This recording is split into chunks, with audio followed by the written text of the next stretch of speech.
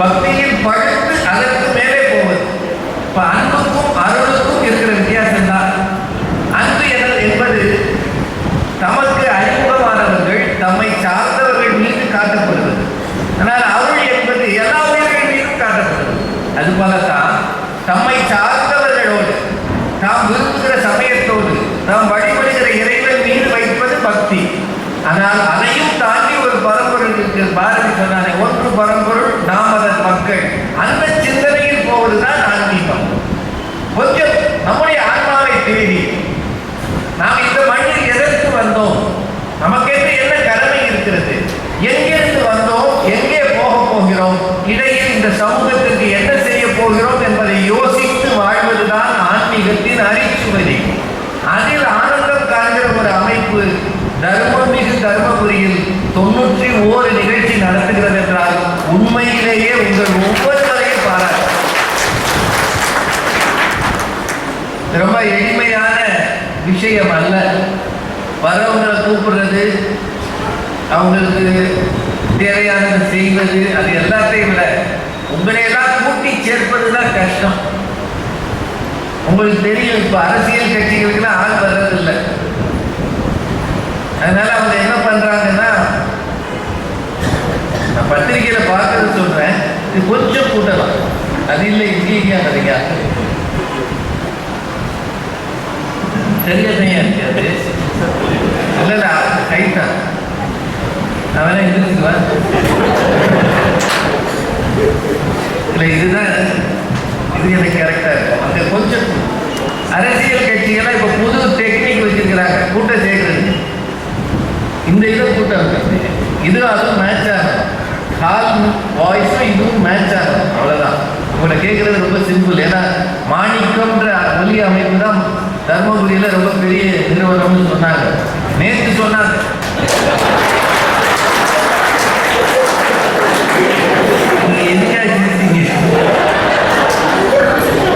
நேற்று ஏன் சொன்னாங்கன்னா, நேற்று ஒரு சிக்கலான இடத்துல அந்த மைக்கில் மாட்டிக்கிட்டோம். அப்போ எல்லாரும் சொன்னாங்க மாணிக்கம் வந்திருந்தா இந்த பிரச்சனை வந்திருக்காருன்னு சொன்னாங்க. எனக்கு இங்க வராமலே இந்த ஒலிபெருக்கி நிறுவனத்தை தெரியும். நேற்று சொன்னாங்க, நேற்று ஒரு இடத்துல 1/2 மணி நேரம் மைக்கெல்லாம் உட்காந்துருக்கோம். அதனாலதான் இப்போ ஒரு அரசியல் கட்சிகள்லாம் இன்னைக்கு என்ன செய்யறாங்கன்னா, கூட்டத்துக்கு ஆள் வர்றதுக்கு காசு கொடுத்து கூட்டிட்டு வராங்க சில இடத்துல. அது ஊர்வலம் பேரணிக்கு. பொதுக்கூட்டங்களுக்கு ஆள் வரலன்னா என்ன செய்யறாங்கன்னா, நீங்க வாங்க உட்காருங்க, இந்த சேர் எல்லாம் புது சேர், வீட்டுக்கு போகும்போது தூக்கிட்டு போயிருங்க. அப்படி கட்சி நான் ஒரு சொல்றது போய் பேப்பர்ல வந்து செய்தி, வீட்டுக்கு போகும்போது சேரையை தூக்கிட்டு போயிருங்க, அவன் தலையில் வச்சுட்டு போயிடறான். இதுல சில பேர் குடும்பமா வர்றாங்க, வீட்டுக்கு 5 சேர். அது பத்தாது. இப்ப என்ன செய்யறாங்கன்னா, கூட்டத்துக்கு வர்றவங்களுக்குலாம் ஒரு சீட்டு கொடுத்துறாங்க, நம்பர். முடியும் போது குழுக்கள் பண்ணி தங்க நாணயம் கொடுக்குறாங்க. நல்ல வேலை நாங்கெல்லாம் இதை கேட்கறது அப்படின்னு நீங்க நினைக்கிறீங்க. சமூகத்துல பொது இடங்கள்ல வந்து நின்று கேட்கிற வழக்கம் குறைந்திருக்கிறது. நாங்களாம் இளைஞர்களாக இருக்கும்போது எல்லா அரசியல் கட்சி கூட்டத்துக்கு போவோம்.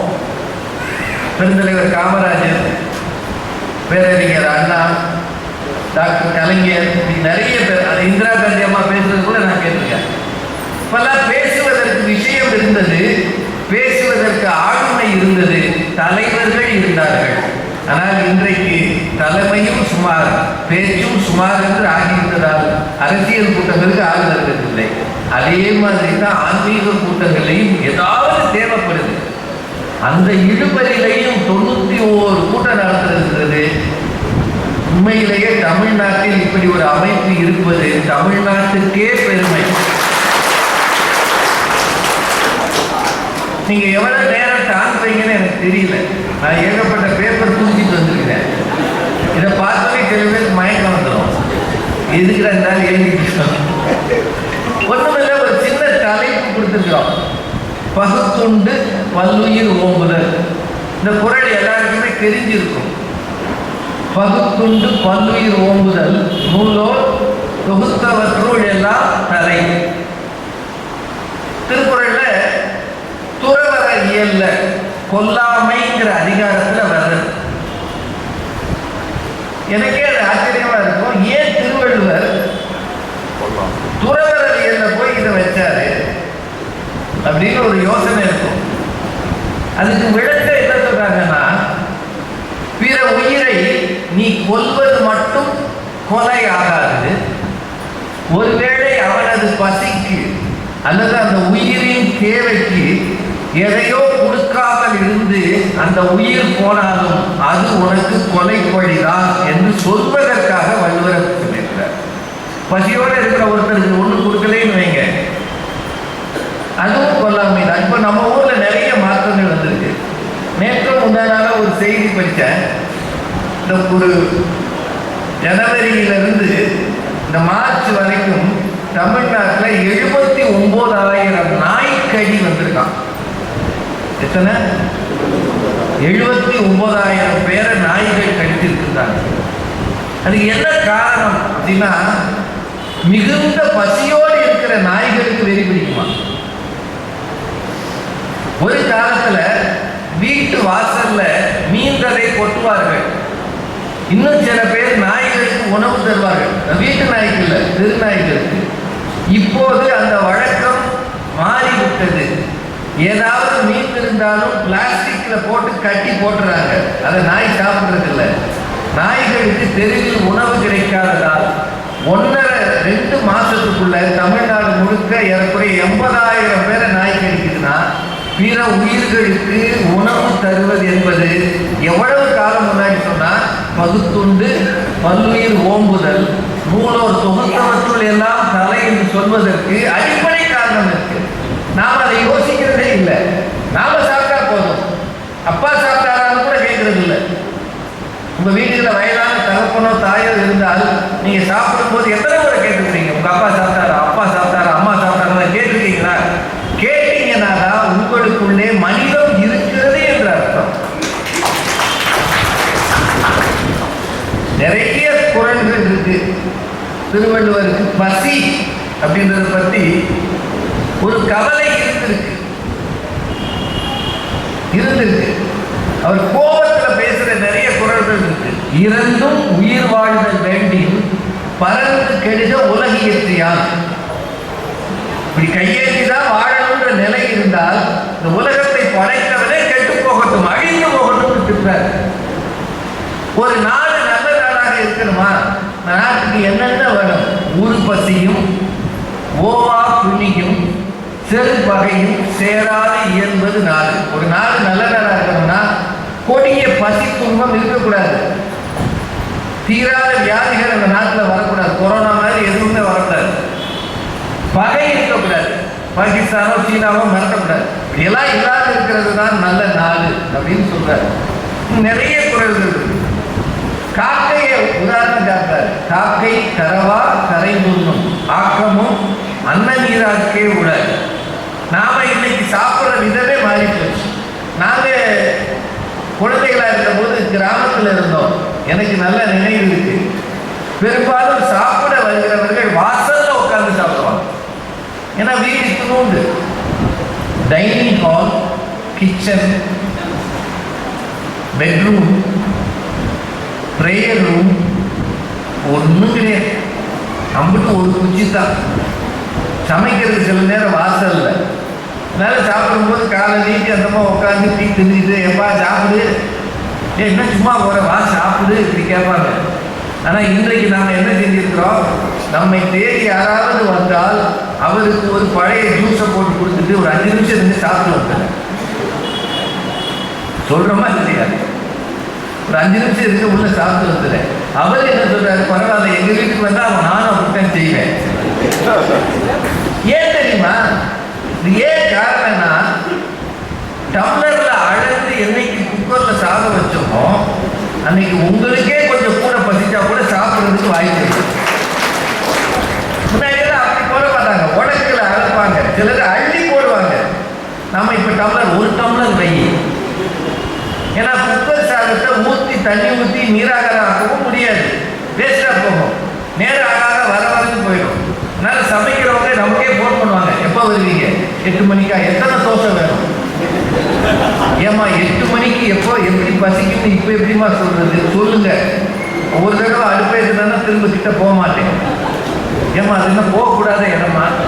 எல்லாம் தேவையில்லாத பேச்சு. 2ஆ 3ஆ 4ஆ அப்புறம் பாதியில் இருந்து திரும்ப ஒரு தோசை வரும்னு கேட்டீங்கன்னா கிடைக்காது. அப்படி சொல்றாங்களா இல்லையா? இல்லையா? என்ன எல்லாரும் பரிதாபமா பாருங்க. ஓ எங்களுக்கு தான் அப்படி நடக்குது. ரொம்ப காலமாகவே மனிதர்களின் விருந்தோம்பல் பண்பு மாறிவிட்டது. ஒரு காலத்தில் சொன்னாங்க, பெயர் கண்டும் நஞ்சுண்டு அமைவர் நயத்தக்க நாகரிகம் வேண்டும். ஒருத்தர் விஷத்தையே கொடுத்தாலும் நட்பு ரீதியாக நாகரிகம் கருதி அதை சாப்பிடுவாங்க. இன்னைக்கு பல நேரத்தில் அவங்க கொடுக்குறதே அப்படித்தான் இருக்கு. பல வீடுகளில் ஃப்ரிட்ஜிலிருந்து எடுத்து கலக்கி கொடுக்குறது. அதனால உறவுகளை அழைத்து விருந்தோம்புகிற பண்பு குறைந்திருக்கு. இந்த சூழல்ல எல்லாருக்கும் கொடுத்துட்டு சாப்பிடணும்னு நம்ம சொல்லுகிற இந்த காலம் இருக்கு இல்லையா, இது 2 சமயங்கள் விரதம் இருக்கிற காலம். நான் அதுக்காக தான் இந்த தலைப்பை யோசித்தேன். இஸ்லாமிய அன்பர்கள் இப்போ ரம்ஜான் நோன்பு இருக்கிறாங்க. உங்களுக்கு தெரியும் நினைக்கிறேன். தெரியுமா இல்லையா? இஸ்லாமிய அன்பர்கள் ரம்ஜான் நோன்பு இருக்கிறாங்க. காலையில் 5:30 மணியிலிருந்து இரவு 6 மணி 6:30 வரைக்கும் அவங்க சாப்பிட்றதில்லை. பகல் முழுக்க சில பேர் தண்ணீரோ அது எச்சில் கூட அவங்க முழுங்குறது இல்லை. இப்போ பசி என்பதை உணர்கிற காலம். கிறிஸ்தவ நண்பர்கள் உங்களுக்கு இருந்தீங்கன்னா தெரிஞ்சிருக்கும். லெந்து காலம்னு இதை சொல்லுவாங்க. தவக்காலம். தவக்காலம்ன்றது சாம்பல் புதன்ல தொடங்கி புனித வெள்ளி வரைக்கும் பல பேர் வெள்ளிக்கிழமைகள்ல விரதம் இருப்பாங்க. நம்முடைய சமயத்துல விரதம் இருப்பதுன்றது ரெகுலர். சஷ்டி விரதத்துல இருந்து கிருத்திகை விரதம், திங்கக்கிழமை விரதம், அந்த அம்மாவுக்கு என்ன கிழமை பிடிக்குமோ அந்த கிழமையில விரதம் இருக்கிறாங்கல்ல. இப்போ ஏன் விரதம் இருக்கணும்? எல்லா சமயங்களும் விரதம் என்பதை பற்றி நமக்கு ஏன் அறிமுகம் செய்கின்றன? ஒரே காரணம் தான். உனக்கு பசி என்பது புரிந்தால்தான் பிறருக்கு பசிக்கும் என்பது உனக்கு புரியும். இன்றைய தலைமுறை பிள்ளைகளை நாம வளர்க்கிற விதம் இருக்கு இல்லையா, அது உங்களுக்கே தெரியும். அதை பத்தி நான் சொல்ற அளவு நான் பெரிய ஆள் கிடையாது. என்னை பத்தி சொல்லும்போது இவங்க 2 பேரும் இவர் தான் இளையராஜா பெரியராஜான்னு சொன்னாங்க. எனக்கு இதுல உடன்பாடே கிடையாது. இந்த மேடையில ஒருத்தரை வச்சு பாராட்டுறதை நான் விரும்புறதே கிடையாது. நான் ரொம்ப சாதாரணமான ஒரு ஆள். ஏதோ சாலமன் பாப்பையா ஐயா புண்ணியத்தில் நானும் ஒரு பேச்சாளராக வந்துட்டேன்.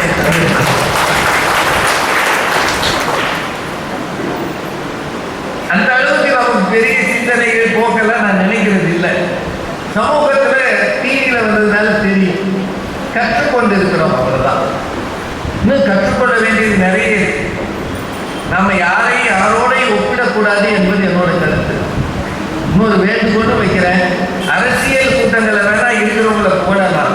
ஆன்மீக கூட்டங்களை, இலக்கிய கூட்டங்களையும் பேச வருகிறவர்களை புகழாது இருப்பது அவர்களுக்கு நல்லது, நமக்கு நல்லது. இது வேண்டுகோளா இருக்கு. ஏன்னா அவன் ஏற்கனவே ஒரு லெவல்ல இருப்பான். அவனை இன்னும் பெரியாரை ஏற்றி விடப்ப தேவையும் இல்லை. நான் தான் அதில் மாற்று கருத்தே இல்லை. ஆக இந்த காலத்துல பசி என்பதை உணர்ந்தால்தான் பசிக்கும் பிறருக்கு என்பதையும் அவன் உணர முடியும். பகவத்கீதையில ஒரு சின்ன ஸ்லோகம் இருக்கு. எனக்கு அந்த சான்ஸ்கிரிட் தெரியாது. ஆனா அதனுடைய பொருள், வேள்விகளில் இருந்து மீந்ததை உண்பவர்கள் பாவங்களில் இருந்து விடுதலை ஆகிறார்கள். ஆனால் தங்களுக்காக மட்டுமே சமைத்து உண்பவர்கள் பாவம் செய்கிறவர்கள் ஆகிறார்கள். ஒரு ஸ்லோகம். அதாவது ஒரு வேள்வி நடத்தி அதில் இருக்கிற நிறைவாக தரப்படுவதை உண்பவர்கள் தங்கள் பாவங்களில் இருந்து விடுதலை ஆகிறது. கும்பமேளா போய் எல்லாரும் ஸ்நானம் பண்ணாங்க, குளிச்சுட்டு வந்தாங்க, பாவம் தீரும்னு நம்புறாங்க. அது வேறு. அதுபோல அவர்கள் பாவங்களிலிருந்து விடுதலை ஆகிறார்கள். ஆனால் இவர்கள் தங்களுக்காக என்று சுயநலமாக சமைப்பவர்கள் பாவம் செய்கிறவர்கள் ஆகிறார்கள். கிருஷ்ண பரமாத்மா சொல்லியிருக்கிறார். இதுக்காகவாவது கூடுமான வரைக்கும் பிறருக்கு எதையாவது கொடுக்க வேண்டும். கொடுக்கிறவனை கொடுக்காதே சொல்றவன் என்ன ஆவான்னு திருவள்ளுவர் சொல்றார். கொடுப்பது அழுக்கறுப்பால் சுற்றம், உடுப்பதும் உண்பதும் இன்றி கெடும். திட்டுறதுக்கு எல்லையே கிடையாது. அவனுக்கு ட்ரெஸ் இருக்காது, சாப்பாடு இருக்காது, கெட்டு போவான்றாரு. அதனால சில பேர் இது நீங்க கம்பராமாயணம் படிச்சீங்கன்னா தெரியும். அதில் மாவலி சக்கரவர்த்தியை பற்றி ஒரு சின்ன செய்தி வரும். இப்போ சுக்கராச்சாரியார் சொல்வார் மாவலி சக்கரவர்த்தியிட்ட, வந்திருக்கிறவன் வாமனன் குரடன், பயந்தவர் இகழ் குரடன் அப்படின்னு கம்பன் எழுதுவார். பயந்தவர் தான் பெற்றவர்கள். தான் பெற்ற பிள்ளையை பார்த்து தானே இகழ்கிற ஒரு வடிவம் இவன். இவனை நம்பிட்டு இவன் கேட்கறதெல்லாம் கொடுக்காதன்னு சொல்லுவார். அப்போ சுக்கராச்சாரியார் மாவலி சொல்வான், நான் சொல்லிட்டேன், அவன் கையேந்திட்டான், கொடுக்கிறது என் கடமை, கொடுத்தே ஆவேன். நீ கொடுப்பதை தவிர்த்தால் கொடுப்பது அழுக்கறுப்பான் சுற்றம், உடுப்பதும் உண்பதும் இன்றி கெடுன்ற குரலை கம்பர் அங்க போட்டிருப்பார். அப்படின்னா பிறருக்கு தர வேண்டும் என்பதை எல்லா சமயங்களும் சொல்லினாங்க, எல்லாரும் அதை விரும்பினாங்க. ஆதி முதலே இந்த கருத்து இருந்தது. புறநானூறு படித்தவங்களுக்கு தெரியும். உடற் புலவியனார் என்கிற புலவர் ஒரு வரி சொல்றார், உண்டி கொடுத்தோர் உயிர் கொடுத்தோரே. இது முதல்ல புறநானூற்றுல வந்த செய்தி. இந்த செய்தியைத்தான் பின்னாடி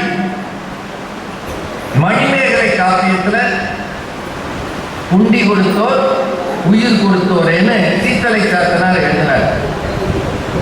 புறநானூற்றுல இருக்கிறது ரொம்ப நீளமான ஒரு பாடல்.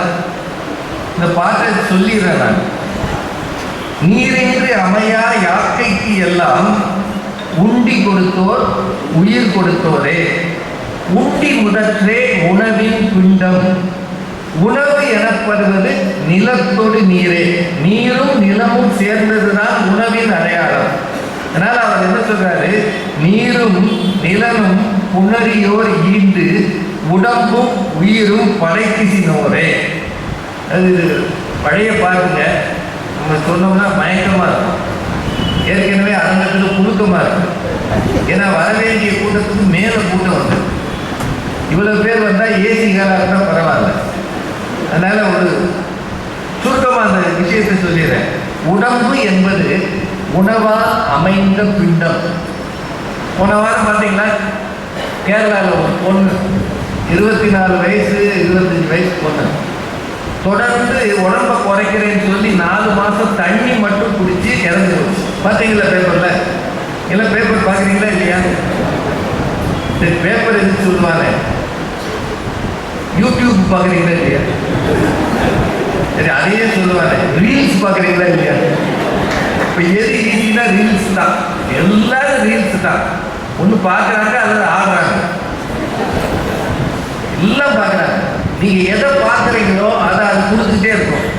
நீங்கள் ஒன்றும் வேண்டாம், தூக்கம் வரவில்லைன்னு மட்டும் யூடியூப்பில் போடுங்க, 100 மெசேஜ் 100 செய்தி வரும். எப்படி தூங்குறதுன்னு அதை பார்த்தாலே உங்களுக்கு தூக்கம் போயிடும். என்ன கீரை சாப்பிடலாம்னு டைப் பண்ணுங்க, அவ்வளோதான். உலகத்தில் இல்லாத கீரையெல்லாம் உடம்பு தூக்குவாங்க. அப்போ ஒருத்தன் சொல்லுவான் இந்த கீரையை அரைச்சி சாப்பிடணும்னா, ஒருத்தன் சொல்லுவான் சூப்பு வச்சு சாப்பிடணும்னா, ஒருத்தன் காலையில் சாப்பிடணும்னா, ஒருத்தன் மத்தியானம் சாப்பிடணும்னா, கடைசியில் நமக்கு அந்த கீரை சாப்பிடவே வேண்டாம்னு முடிவாயிடும். இப்போ அந்த அளவுக்கு இருக்கு இல்லையா? இந்த செய்தியை பார்த்து எனக்கு ஆச்சரியமா இருக்குது. வெறும் தண்ணியை குடிச்சு உடம்பு குறைக்கணும்னு ஒரு பொண்ணு இருக்குது. உடம்பு என்பது உணவால் ஆனது. இதை எவ்வளோ நாள் முன்னாடி சொல்லியிருக்காங்க. உடம்பில் உயிர் வேண்டுமெனில் உணவு கட்டாயம் வேண்டும். உணவு என்பது நீரும் நிலமும் சேர்ந்தது. நீரை அதிகம் தேக்கினால் மண்ணில் விளைச்சலை பெருக்கலாம். விளைச்சலை பெருக்க நீரை தேக்குகிறவர்கள் இருக்கிறார்களே, அவர்கள்தான் இந்த உடலில் உயிரை படைத்தவர்கள். அவர் முடிக்கிறார். ரொம்ப முக்கியமான விஷயம். உடலில் உயிரை படைத்தவன் யாரு? பிரம்மன், இறைவன். ஆனா இந்த பூமியில ஏரிகளையும் குளங்களையும் வெட்டி எவன் ஒருவன் நீரை தேக்குகிறானோ அவன் உடம்பில் உயிரை படைக்கிற கடவுளுக்கு நிகரானவன் என்று புறநானூற்று காலத்துல புலவியனார் என்கிற புலவர் நெடுஞ்செழியன் என்கிற அரசனுக்கு சொல்லியிருக்கிறார். 2000 வருஷம் முன்னாடியே ஊரை கெடுத்துறாதீங்களா, எல்லா இடத்தையும் குளம் கிணறெல்லாம் தூத்துறாதீங்க, ஆத்துல மண்ணை அள்ளிடாதீங்க அப்படின்னு சொல்லியிருக்கிறாங்க. நான் இந்த மண்ணிலே இயற்கையை பாதுகாக்க எவ்வளவு காலமாக பாடுபட்டு இருக்கிறார்கள். உணவு என்பது எவ்வளவு முக்கியமானதுன்னு சொல்லியிருக்கிறாங்க. இதை வச்சுதான் மணிமேகலை காப்பியத்தில் வரும்போது மண்டினி ஞாலத்து வாழ்வோருக்கெல்லாம் உண்டி கொடுத்தோர் உயிர் கொடுத்தோரே, அந்த கதை உங்களுக்கு எல்லாருக்கும் தெரிஞ்சிருக்கும்.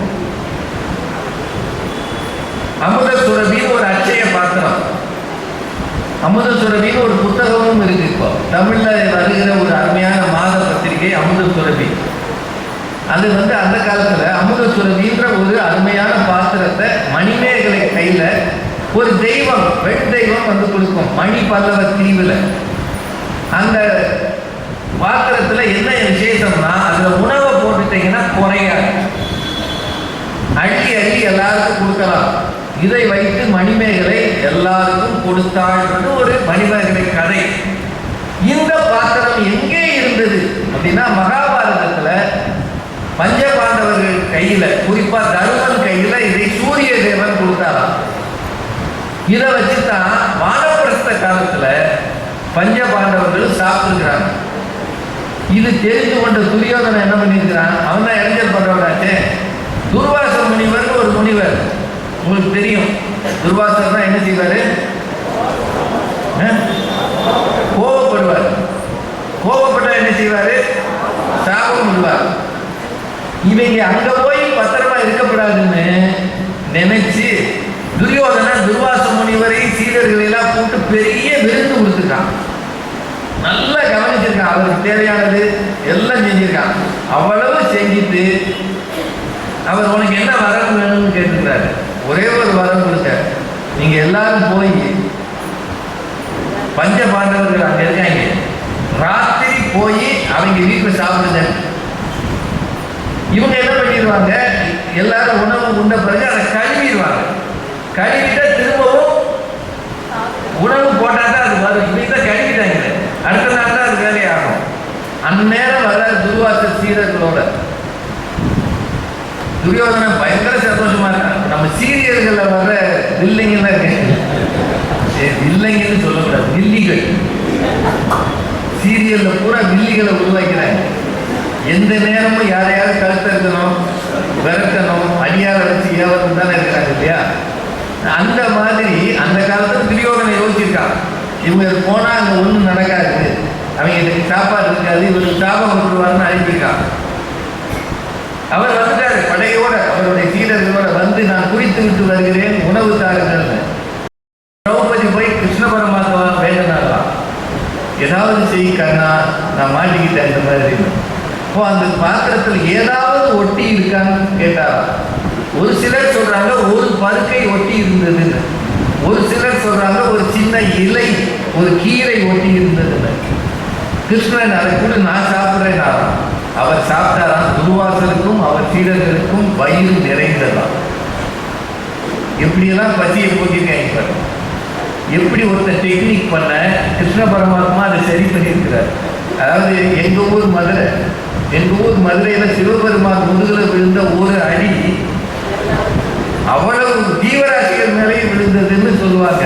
அது மாதிரி கிருஷ்ண பரமாத்மா அவரது சாப்பிட்ட ஒரு சின்ன துகள் அத்தனை பேருக்கும் பசியாற்றியது அப்படின்னு பாரத கதையில் இருக்கு. இப்ப எத்தனை பேர் இருந்தாலும் எல்லாருக்கும் உணவு தர வேண்டும் என்பதை காலம் காலமாக சொல்லி இருக்கிறார்கள். கம்பன் படிச்சீங்கன்னா கோசல நாட்டுல என்ன சாப்பிட்டாங்க அப்படின்னு ஒரு பாடல். கோசல நாட்டின் சிறப்பு. நம்ம இன்னைக்கு நீங்க சாப்பாட்டுக்கு போனீங்கன்னா ஏதாவது என்ன சாப்பிட்றீங்கன்னு கேட்டால் பந்தியில் உட்காரும் போது சாப்பிட்டுட்டு இருக்கீங்க, அடுத்து சாதம் வேணும்னா என்ன கேட்பீங்க? ரைஸ் கொண்டாங்க அதான கேட்குறீங்க. இல்லை யாராவது சோறு கொடுங்கன்னு யாராவது கேட்டுருக்கீங்களா? ஒருவேளை ஒரு பந்தியில் உட்காந்து எனக்கு சோறு கொண்டான்னு சொன்னீங்கன்னா கதைகளுக்கு முடிப்பா, இது கூட நான் சாப்பிட்றேன் என்ன சோறுங்கிறாங்க.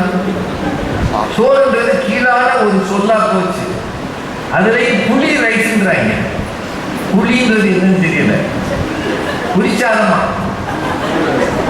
புளி rice, white rice, curd rice.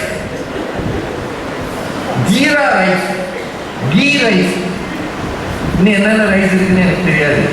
இன்னும் கொஞ்ச நாள்ல சோறுன்ற சொல்லே காணாமல் போயிடும். அதான உண்மை.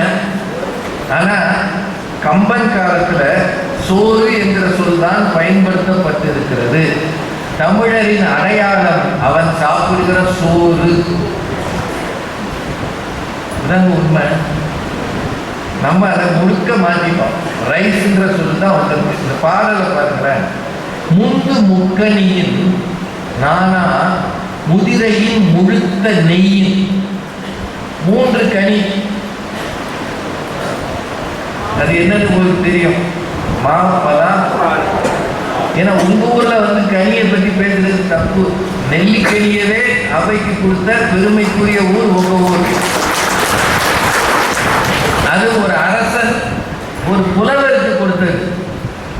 வாழ்நாள் நீட்டித்துக் கொண்டே போகும்.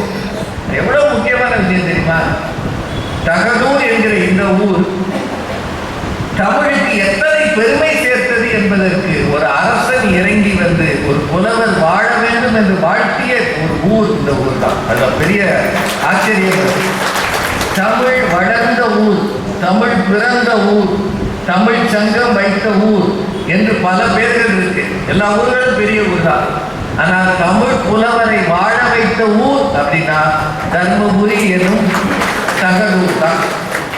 இப்போ முக்கணியின் நானா முதிரையின் முழுத்த நெய்யின் செந்தையில் கண்டம் கண்டம் இடை இடை செறிந்த சோற்றின் தம் தம் இல் இருந்து தாமும் விருந்தோடும் தமரினோடும் அந்தனர் முதலோர் உண்டி அயிலூரும் அமலை எங்கும்னு ஒரு பாட்டு. இதெல்லாம் இங்கே அந்த கோசல நாட்டு வடக்கில் நீங்கள் பார்த்துக்கலாம். இப்போல்லாம் அந்த இலக்கியங்கள் பேசுறது ரொம்ப சிரமம்னு எங்களுக்கு தெரியும்.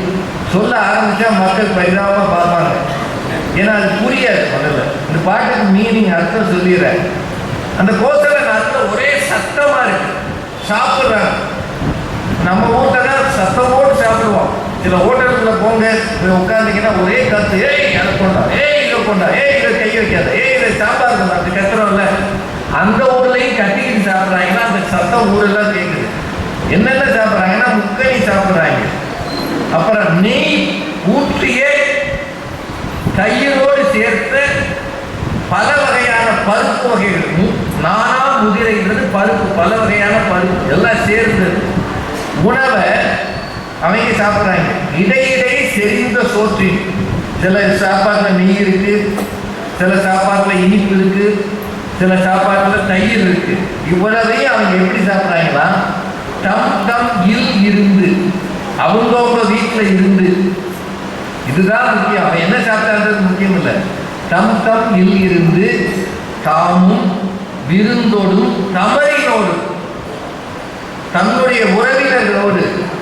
விருந்தினர், விருந்துன்ற சொல்லுக்கு தமிழ்ல அர்த்தம் என்னன்னு உங்களுக்கு தெரிஞ்சிருக்கும். சொந்தக்காரங்க அல்ல, அறிமுகமே இல்லாதவர்கள். அவர்கள் பேர் தான் விருந்து. தம் தம் இல்லிருந்து தமரினோடு, உறவினர்களோடு. ஆனால் அறிமுகமே இல்லாதவர்களை அழைத்து சாப்பிடுகிற நகரம், நாடு கோசல நாடுன்னு ரொம்ப காலத்துக்கு முன்னாடி கம்பர் எழுதியிருக்கிறார். அதனாலதான் ராமனும் லட்சுமணனும் சீத்தையும் காட்டுக்குள்ள போறாங்க. கங்கை கரையில் அவங்கள பார்க்கறதுக்கு யார் வர்றாரு? குகன் வர்றாரு. என்ன கொண்டு வர்றாரு? தேனும் மீனும். தேனும் மீனும். இவர் சாப்பிடுவாரா சாப்பிட மாட்டாரான்னு தெரியாது. அவங்கிட்ட என்ன இருக்கோ அதை கொண்டு வந்தான். கொண்டு வந்து தேனையும் மீனையும் திருத்தினர் கொடர்ந்தேன்னு சொல்லுவான். சரி பண்ணி உனக்கு ஏற்ற மாதிரி கொண்டு. நீங்க எப்பயாவது ஜப்பான் நாட்டுக்கு போனீங்கன்னா காலை உணவே பச்சை மீனை சாப்பிடுவாங்க. நான் பார்த்துக்கிறேன். ஆனால் அது ஒரு மாதிரி பதப்படுத்தியிருப்பாங்க. பச்சைனா உயிரோடு இருக்காது, அடுத்ததுதான் வெட்டியிருப்பாங்க. அதை சாப்பிட்றத நான் கண்ணால் பார்த்துக்கிறேன். அவன் வாழ்க்கை முறையில் அவன் மீன் சாப்பிட்டு பழகினவன். அதை கொண்டாந்து ராமனுக்கு கொடுப்பான். ராமன் என்ன செய்வாருன்றீங்க? கம்பர் எழுதின இடத்துல ரொம்ப அழகான இடம் இருக்கு. அவர் என்ன செய்வாரு? அன்போடு எதை கொண்டு வந்தாலும் எனக்கு உரியது, அதை சாப்பிட்ட மாதிரியே கருதி கொள்கிறார். அவர் மட்டும் இல்லை, முனிவர்களே சேர்த்து சொல்வார். எல்லாம் சாப்பிட்ட மாதிரி தானே அவெல்லாம் ஆமான்வான். ஏன்னா ராமன் சொல்லும்போது வேணான்னு சொல்ல முடியாதுல்ல. அப்படின்னா உணவு என்பது எல்லா இடங்களிலும் முக்கியமானதாக இருக்கிறது. கம்பர் சபை காத்திருந்தார். ராமபெருமானுக்காக காத்திருந்தார். என்ன செஞ்சு வச்சிருந்தாங்க? ராமனுக்காக சுவையான பழங்களை தான் சுவைத்து பார்த்து வைத்திருந்தார். தான் சுவைத்து பழங்களை வைத்திருந்தார். கோதை மாலையை தான் அணிந்து பெருமாளுக்கு கொடுத்த மாதிரி சபரி தான் சுவைத்து அந்த பழங்களை ராமனுக்காக வைத்திருந்தார். இதுதான் எல்லா இடங்களிலுமே உணவு என்பது பேசப்படுகிற பொருளாக இருக்கிறது. இங்கே குமாரனை பற்றி கேள்விப்பட்டிருப்பீங்க. தூங்கி எழுந்த உடனேயே என்ன சாப்பிடுவான்? 600 சகலத்து அடிசிலும் 100 குடம் கள்ளும் முங்கினான்னு போடும். 600 சகலம்னா வண்டி, 600 வண்டி சாப்பாடும் 100 எவ்வளவு? 10,000. 100 × 10 தான் 1000. 100னா 10,000. 10,000 குடம் கல்லையும் சாப்பிட்டானா? அதுதான் முக்கியம். அதுதான் அவனுக்கு அப்பிடைசன். அப்பிடைசன் தான் தெரியுமா? என்னங்க எல்லாருமே அமைதியா இருக்கீங்க? போன உடனே சூப்பு சாப்பிட்றவங்கள அது பேர் தான் அப்பிடைசர். கும்பகர்ணனுக்கு எதிராக அப்பிடைசர்னா 600 சகலத்து அரிசி 100 குடம் கல். அப்படின்னா இப்படி சாப்பிட்டவங்களை பற்றியெல்லாம் நிறைய. சரி, பெரிய புராணத்துக்கு வாங்க. அங்க இருக்கக்கூடிய நாயன்மார்களில் பல பேர் என்ன செஞ்சவங்க? அடியவர்களுக்கு அமுது அளித்தவர்கள். பெரும்பகுதி பேர் அவங்களுடைய கைங்கரியமே என்னன்னா அடியவர்களுக்கு அமுது தருவது. அதானே ரொம்ப முக்கியமா இளையாங்குடி மாறநாயனார் ஒருத்தர். அவரை பத்தி உங்க எல்லாருக்கும் தெரிஞ்சிருக்குன்னு நினைக்கிறேன். அவர் என்ன பண்ணாரு? எவ்வளவு வறுமை வந்தாலும் எல்லா சூழலிலும் வந்திருக்கிற சிவனடியார்களை விருந்து தந்து உபசரிப்பார். ஆனா சிவபெருமான் அவரை சோதிக்கணும்னு முடிவு பண்ணிட்டார். ஒரு நாள் இரவு சிவனடியார் வர்றார். இவர் இருந்த நெல்லெல்லாம் என்ன பண்ணிட்டாரு? விதைச்சிட்டார். மழை பெய்கிறது. இப்போ இவரை எப்படி இவருக்கு உணவு தருவது? போய் வயல்ல இருந்த நெல்லையெல்லாம் போய்க்கு திரட்டிட்டு வந்து அதை அரிசியாக்கி எரிப்பதற்கு கூரையை விறகாக்கி அவரும் அவர் மனைவியும் உணவு தந்தார்கள். படிச்சிருக்கீங்கல்ல? படிச்சிருக்கோம்ல? இப்போ அங்கேயும் வருகிறவருக்கு உணவு தருவது என்பது மிகவும் முக்கியம். திருத்தொண்டர் புராணம் படித்தீங்கன்னா என்ன தெரியும்? பிள்ளைக்கரியை சமைப்பதற்கு திருவேற்காட்டு நங்கையோடு சேர்ந்து அவர் உதவினார். காரைக்கால் அம்மையார் புராணம் படித்தீங்கன்னா என்ன தெரியும்? வந்தவருக்கு மாங்கையை தந்தார்.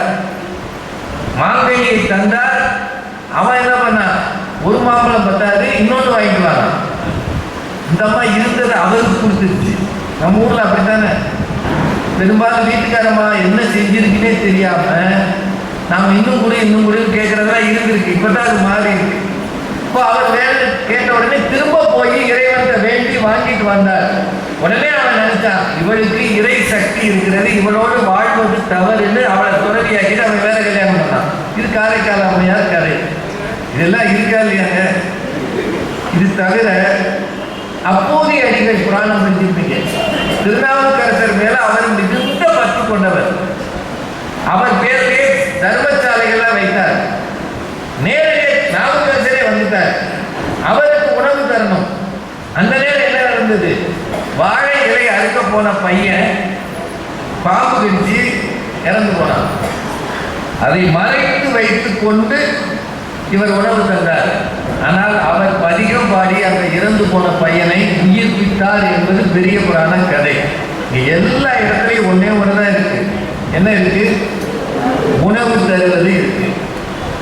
வடலூர் எப்பயாவது போயிருக்கீங்களா? வடலூர் கடலூர் பக்கத்துல இருக்கு, விருந்தாச்சலம் பக்கத்துல இருக்கு. வள்ளல் பெருமானுடைய அணையா அடுப்பு அங்க இருக்கு. எப்போ அந்த அடுப்பு ஏற்றப்பட்டதுன்னா 1867 சொல்றாங்க. நான் போன ஆண்டு அங்க போயிருந்தேன். இந்த அடுப்பை போய் பார்த்தேன். எந்த நேரம் இரவு பகலாக அந்த அடுப்பு அணையாது இருக்குது. அவர் அந்த அளவுக்கு வள்ளல் பெருமான் வாடிய பயிரை கண்ட போதெல்லாம் வாடியே அப்படின்னு அவர் வளர்ந்ததற்கு காரணம், அவர் பிறப்பதற்கு முன்னால் அவங்க அம்மா உங்க பேர் சின்னம்மைன்னு நினைக்கிறேன். ஒரு சிவனடியாருக்கு உணவு தர்றாங்க. அந்த சிவனடியார் சொல்றாரு, அம்மையே நம் பசி போக்கினை நானிலத்தோர் தம் பசி போக்க ஒரு மகன் பிறப்பான் அப்படின்னு ஒரு திருநீர் கொடுக்கிறார்.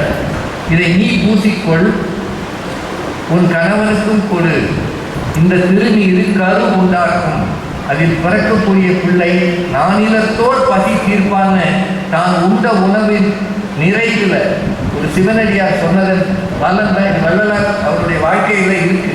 அதனால்தான் இவ்வளவு பெரிய ஒரு சத்திய தர்மசாலை தோன்றியது என்றால் பிறருக்கு உணவு தருவது என்பது மிக மிக மிக முக்கியம்.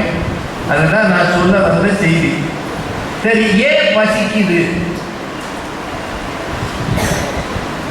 என்னைக்காவது யோசிச்சுக்கோமா? டாக்டர் எப்பயாவது போனீங்க, யாராவது டாக்டர் இருக்கீங்கன்னு தெரியல. டாக்டர் என்ன கேட்பாங்க? 2 விஷயம் கேட்பாங்க. ஒன்று, நல்லா தூங்குறீங்களா? 2வது, நல்லா பசிக்குதா? நல்லா பசிச்சா நல்லது, கண்ட நேரத்தில் பசிச்சா சிக்கல். சில பேருக்கு நவராத்திரி பசிக்கும், கப்பன்னு பசிக்கும். உடனே டாக்டர் சொல்றாரு, நைட்டில் பசிக்குது, சுகர் டெஸ்ட் பண்ணிருக்கேன் சொல்றாருல்ல. சில பேர் சாப்பாடு பார்த்தோன்னே தூக்கமாக வரும், சாப்பாடு ஏற அவனுக்கு வயிறு சரியில்லைன்னு அர்த்தம். ஸோ நல்லா பசிக்கிறதுன்றது உடம்பு நல்லா இருக்குன்னு அர்த்தம். நல்லா பசிச்சு நல்லா சிரிச்சு நல்லா தூங்கினோம்னா நம்ம டாக்டர் கிட்டேயே போக வேண்டியதில்லை. ஆனால் இடையிலேயே கண்டதையும் தின்னோம்னா, எண்ணெயில் பொரிச்சதும் வறுத்ததுமா தின்னோம்னா பசிக்கும் வராது, தூக்கமும் வராது. அதனால் பசி என்பது உயிர் இயற்கை. உடம்புல பசி கட்டாயம் இருக்கு.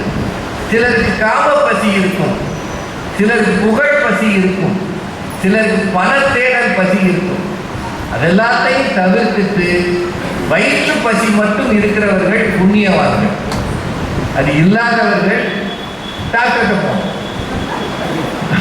ஒன்று, பசித்தவர் முகம் பார் அப்படின்றது ரொம்ப காலமாக சொல்றது. எங்க ஊர் மதுரை, அங்க மாதந்தோறும் திருவிழா இருக்கும். ஏப்ரல் மேல கள்ளழகர் ஆற்றுல இறங்குவார். அப்புறம் பெரும் கூட்டம் 10 லட்சம் பேர் வருவாங்க. இப்போ கும்பமேளால 62 கோடி பேர்னு சொல்றாங்க. அது மாதிரி நம்ம ஊர்ல மகாமகம் இருக்கு கும்பகோணத்துல. இந்த கும்பகோணம் மகாமகத்துல 12 வருஷத்துக்கு ஒரு தடவை மகாமக குளத்துல கூடுவாங்க. மதுரையில வருஷந்தோறும் இருக்கும். அங்க சொல்லப்படுகிற ஒரு பழமொழி, ஆத்துக்குள்ள நின்று அரகனான்னு சொன்னாலும் சோத்துக்குள்ள இருக்காண்டா சொக்கனாத. புரியுதா? என்னதான் ஆத்துக்குள்ள இருந்து அரோகரானாலும் முடிச்சுட்டு அப்புறம் எங்க மண்டகப்படியில் இருக்கு சாப்பாடு குறமா இல்லையா? எந்த சூழ்நிலையிலையும் உணவை தவிர்க்க முடியாது. நீங்க பசியை எங்கேயாவது பார்த்துருக்கிறீங்களா அப்படின்னா, எனக்கு அந்த அனுபவம் 1-2 இருக்கு. சமீபத்தில் கொஞ்ச நாள் முன்னாடி, போன ஆண்டு 2024 செப்டம்பர் மாதம்னு நினைக்கிறாங்க, பெரம்பலூர்ல ஒரு பள்ளிக்கூட நிகழ்ச்சி. அதை முடிச்சுட்டு நான் இரவே சென்னைக்கு போகணும். அப்போ பெரம்பலூர்ல 8 மணி இருக்கும். என்னோட ஓட்டுநர்கிட்ட நான் சொல்லியிருந்தேன், அங்கே அஸ்வின்ஸ்னு ஒரு ஹோட்டல் இருக்கு பெரம்பலூர்ல, நீங்கெல்லாம் போகும்போது பார்த்துருப்பீங்க. அங்கே 2 இட்லி வாங்கு அல்லது 1 தோசை வாங்கு, எனக்கு அது போதும், தூக்கம் இல்லாததுனால கம்மியாக சாப்பிடுவோம்னு சொல்லி நான் அவர்கிட்ட சொல்லியிருந்தேன். அவர் என்ன நினைச்சாரோ தெரியல, 2 இட்லியும் 1 தோசையும் சேர்த்து வாங்கிட்டார்.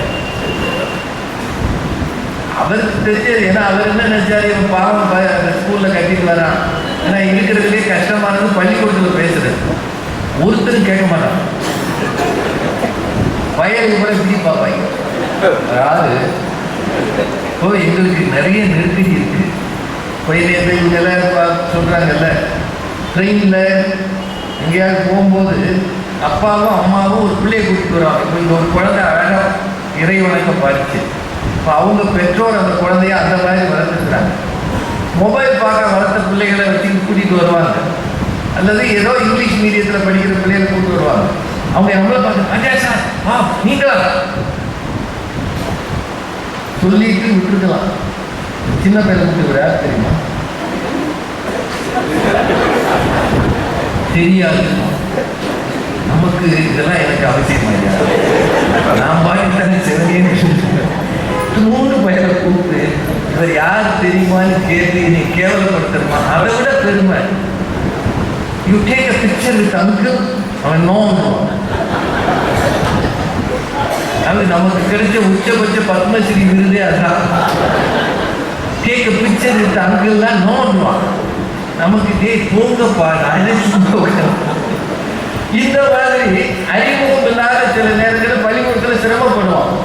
அந்த பள்ளிக்கூடத்தில் இவர் பேசிட்டு வர்றாருன்றதுக்காக எங்கள் டிரைவர் வந்து 2 இட்லியும் ஒரு தோசையும் வாங்கிட்டார். வாங்கிட்டு சரி இங்கேயே சாப்பிட வேண்டாம், வண்டியில் ஏறி போகிற வழியில் சாப்பிடுவோம்னு போயிட்டே இருந்தோம். அங்கேருந்து ஒரு 15-20 நிமிஷம் போயிட்டு நான் அவர்கிட்ட சொன்னேன், ஒரு வெளிச்சமான இடத்துல நிறுத்தியா சாப்பிட்றது என்னன்னாலும் நான் பார்த்துட்டு சாப்பிட்றேன்னு. அவர் என்ன பண்ணாரு, ஒரு இருட்டான ஓரத்தில் நிறுத்திட்டார். பல நேரத்தில் ஓட்டுநர்கள் தான் பண்ணுவாங்க, நீங்கள் பார்த்துருப்பீங்க. பிரேக் அடினா போயிட்டே இருப்பார், போனால் நிறுத்திடுவார். அப்படி சில பேர் பார்க்கலாம். நான் பல வருஷம் பயணம் பண்ணல பார்த்துருக்கேன். அவர் ரொம்ப ஒதுக்குப்புறம், ஆனால் நல்ல ஓரம், மெயின் ரோட்லேருந்து விலகி ஒரு மரத்தடியில் அப்படி ஓரமாக, ஐயா சாப்பிட்டீங்கயா அப்படின்னாரு. உள்ள லைட் இருக்குல்ல வண்டிக்குள்ள, அந்த லைட் இருக்குல்ல. எனக்கு என்னவோ முதல்ல தோசையை சாப்பிடுவோம் அப்படின்னு அதை கையில் எடுத்து அந்த சாம்பாரை ஊற்றி கை வைக்கிற மரத்தடியிலேருந்து ஒருத்தர் எந்திரிச்சு ஐயா பசிக்குது அப்படின்னு எனக்கு பகிர்ந்து போச்சு. என்னடா இந்த மரத்தடியில் இந்த இருட்டில் ஒருத்தன் பசியோடு இருக்கானா? நான் ஆச்சரியமா பார்த்தேன். என்னையானா அந்த கண்ணில் பசி தெரிஞ்சது. ஒரு மனுஷன் கண்ணில் பசி தெரியுமா அப்படின்றது அந்த இருட்டில் என் கண்ணில் பட்டது. பசித்தவர் முகம் பார் அப்படின்றது இன்னைக்கு தான் நான் பிரத்யட்சமாக பார்த்தேன் கையில். ஏன்னா நான் ஏற்கனவே இதை தொட்டுட்டேன். இந்த 2 இட்லியும் இருந்த சாம்பார் சட்னி அப்படியே தூக்கி கொடுத்தேன். தரையில் உட்காந்து அதை சாப்பிட்டாரு. அந்த காட்சி என்னால் மறக்கவே முடியாது. எத்தனை கொலை பசி இருந்தால் அந்த மனுஷன் இப்படியே சாப்பிட்டுருப்பான். வெறும் தரையில் உட்காந்து இந்த மண்ணிலே பல உயிரினங்கள், பல மனிதர்கள், உயிர்கள் பசியோடு உறங்கப் போகிறார்கள். தயவு செய்து வாய்ப்பு இருக்கும்போது கண்ணில் யாராவது பசியோடு இருப்பதை கண்டால் கட்டாயமாக உதவி செய்யுங்கள். உங்களுக்கல்ல, உங்கள் தலைமுறையை. இதுதான் பசித்தவர்களுக்கு நாம் செய்ய வேண்டிய சின்ன சின்ன விஷயம். ஜெயமோகன் என்று ஒரு எழுத்தாளர் இருக்கிறார். அறம் என்கிற ஒரு புத்தகத்தை அவர் எழுதியிருக்கிறார். நீங்கள் யாராவது அதை படிச்சிருக்கீங்களான்னு எனக்கு தெரியல.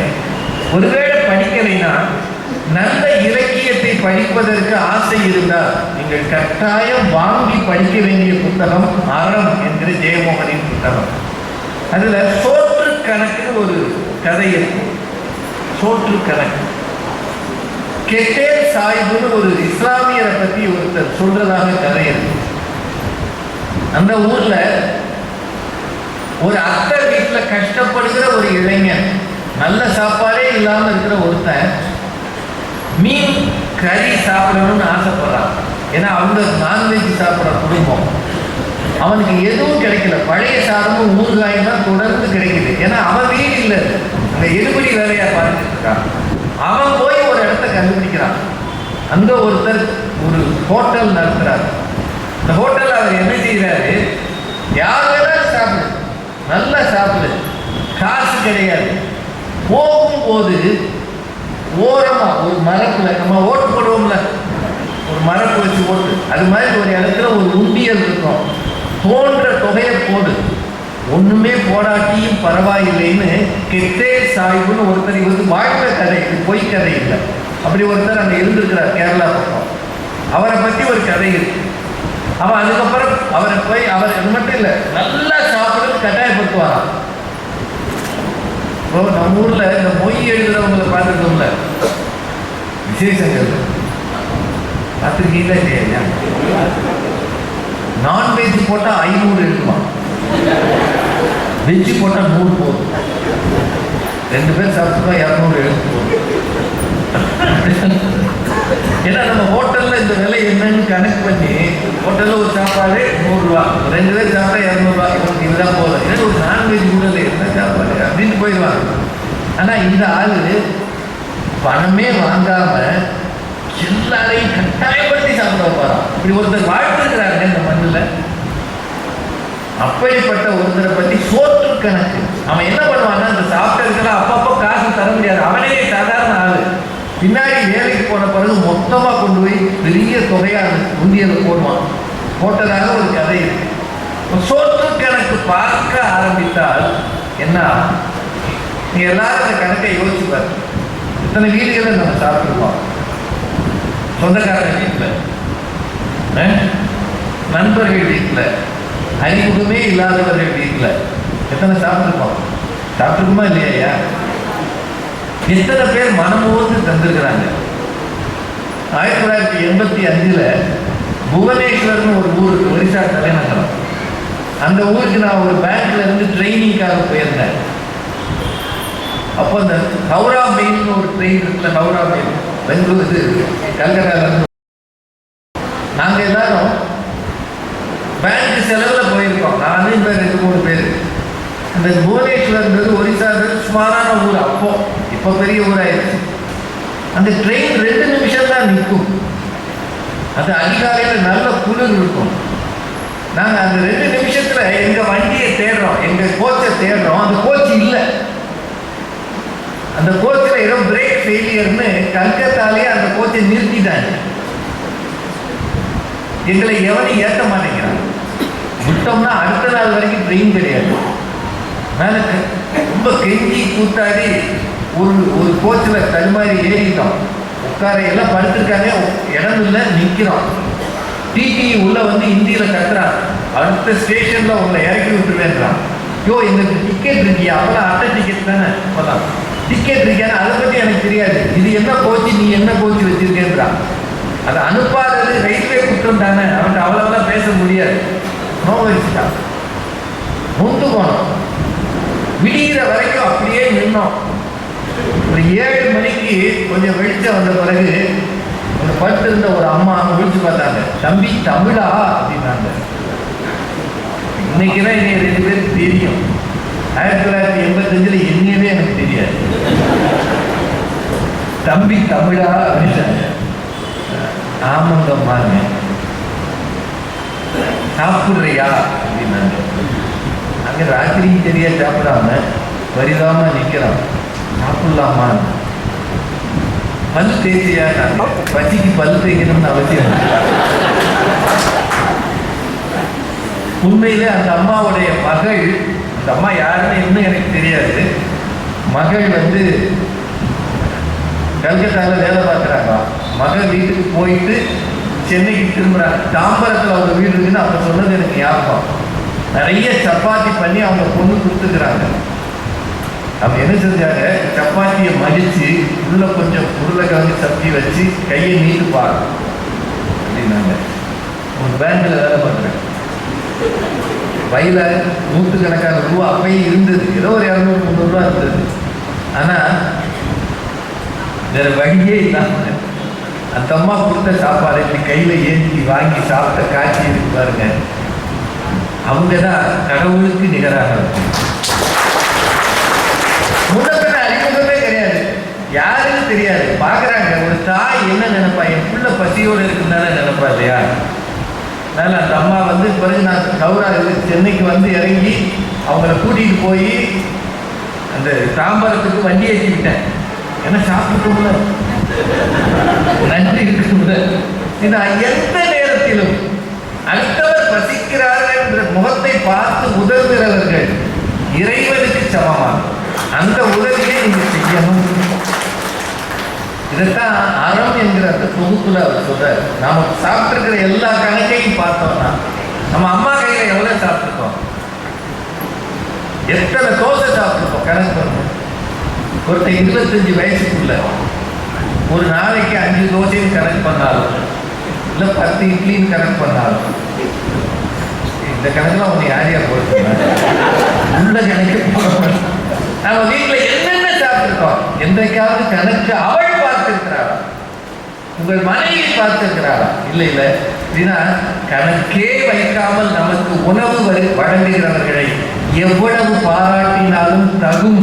அதை நினைவில் கொள்ளுங்க, ஞாபகம் வச்சுக்கோங்க.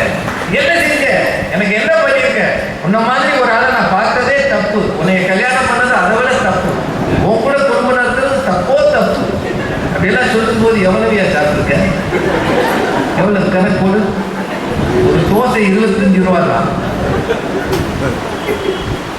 ஒரு 20 லட்சம் ரூபாய்க்கு தின்றுருப்பியா நீ? அவர் ஒண்ணுமே, நான் தானே சம்பாதிச்சேன், சம்பாதிச்சாலும் முருகலை போட்டது நான் தானே. சில இலக்கியங்கள் நமக்கு சிலவற்றை அறிமுகம் செய்கின்றன. அதுல ஒன்று இந்த சோற்று கணக்கு. இன்னொன்னு இதே செய்தியா பார்த்தேன். திருச்சியில சிங்காரத்தோப்பு அப்படின்ற ஒரு இடத்துல ஸ்ரீ லட்சுமி மெஸ்ன்னு ஒன்று இருக்கான். பிரதீப்னு ஒருத்தர் அதை இன்னைக்கு நடத்துறாரு. அவர் என்ன பண்றாரா, எங்க ஹோட்டல்ல சாப்பாடு 100 ரூபா, ஆனா நீ ஏழை இருக்கு அப்படின்னா 20 ரூபா கொடுத்தாலும் சாப்பிட்டுக்க, 30 ரூபா கொடுத்தாலும் சாப்பிட்டுக்க, வந்துட்டு பசியோட போகாதேன்னு கெட்டேல் சாய்வு மாதிரி இன்றைக்கும் ஒருவர் திருச்சியில் இருக்கிறார் என்றால் எவ்வளவு முக்கியம். இந்த சமூகத்தில் பகுத்துண்டு பல்லுயிர் ஓம்புகிறவர்கள் இருக்கிறார்கள். நம்ம அவங்க கண்ணில் அவங்கள பார்க்கல. மனிதர்கள் மட்டும்தான் மற்றவர்கள் உணவை எடுத்து பதுக்குகிறவர்கள். நீங்க ஒரு விஷயம் ஞாபகம் வச்சுக்கோங்க, எப்போதெல்லாம் உணவு பஞ்சம் வருகிறதோ அப்போதெல்லாம் பதுக்குகிறவர்கள் யார்? யாரு? நம்ம தானே. நம்ம வசதி இல்லைன்றது விட்டுருங்க, நம்ம பதுக்கிறோம். நம்ம நாட்டில் அது வழக்கம் உண்டு. ஆனால் விலங்குகள் உணவை பதுக்குவதில்லை அப்படின்னு சொல்றாங்க. எந்த ஒரு சிங்கமும் வயிறார சாப்பிட்ட பிறகு பக்கத்திலேயே வந்து ஒரு மான் படுக்கிறதுனால பேசாம இருக்குமா? பசிக்கிற வரை பிற உயிர்களுக்கு அது துன்பம் தருவதில்லை. ஒரு சின்ன கதை சொல்லுவாங்க. ஒரு காட்டிலாக அதிகாரி, ரொம்ப பெரிய ஆபீசர், ஃபாரஸ்ட் ஆபீசர், காட்டுக்குள்ள போறார், ஜீப்ல போறார். போனா அங்க ஒரு பெரிய பலாமரம் இருக்கு, முக்கணிகளுள் ஒன்று. இந்த பலாமரத்துல உயரத்துல ஒரு பலா வெடிச்சு இருக்கு. பலா ரொம்ப பழுத்தா பிளந்துடும், சொட நல்லா தெரியும், தேன் ஊடுற மாதிரி இருக்கும். அவருக்கு அதை பார்த்த உடனே ஒரு ஆசை வந்துருச்சு. அந்த வழியா போன ஒரு காட்டுவாசி பையனை கூப்பிட்டு அதை பறிச்சுட்டா அப்படின்றாரு. அவன் என்ன பண்ணுவான், இவர் கையில துப்பாக்கி இருக்கு, காட்டிலாக ஃபாரஸ்ட் ஆபீசர், என்ன வேணாலும் பண்ணிடுவாரு. அதனால அவன் பயப்படுறான். அப்போ ஒரு பாட்டியம்மா அங்க வர்றாங்க, வந்து அதை தொடக்கூடாது அப்படின்றாங்க. இந்த ஆள் சொல்றான், நான் ஃபாரஸ்ட் ஆபீசர், இந்த காடு முழுக்க எனக்கு சொந்தம், ஒரு ஆஃப்டர் பலாப்பழத்தை பறிக்க எனக்கு உரிமை இல்லையான்னு கேட்கிறான். அப்ப அந்த பாட்டி சொல்றா, இந்த காட்டுக்குள்ள உச்சியில இருக்கிற பலா கொம்பனுக்கு, நடுவுல இருக்கிறது மந்திக்கு, எட்டுற உயரத்தில் இருக்கிறதா நமக்கு, இதுதான் எங்க சட்டம்னு சொல்றோம். உங்களுக்கு புரியுதா என்னன்னு?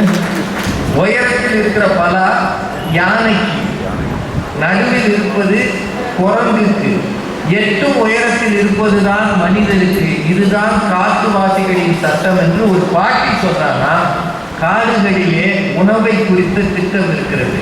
நாட்டில்தான் எதை பற்றியும் கவலை இல்லாத பதுக்கல் இருக்கு. இருக்கா இல்லையா? அப்படின்னா நாம என்ன செய்யணும்? பிறருக்கு கொடுக்கிற சிந்தனை நமக்குள் வரணும்.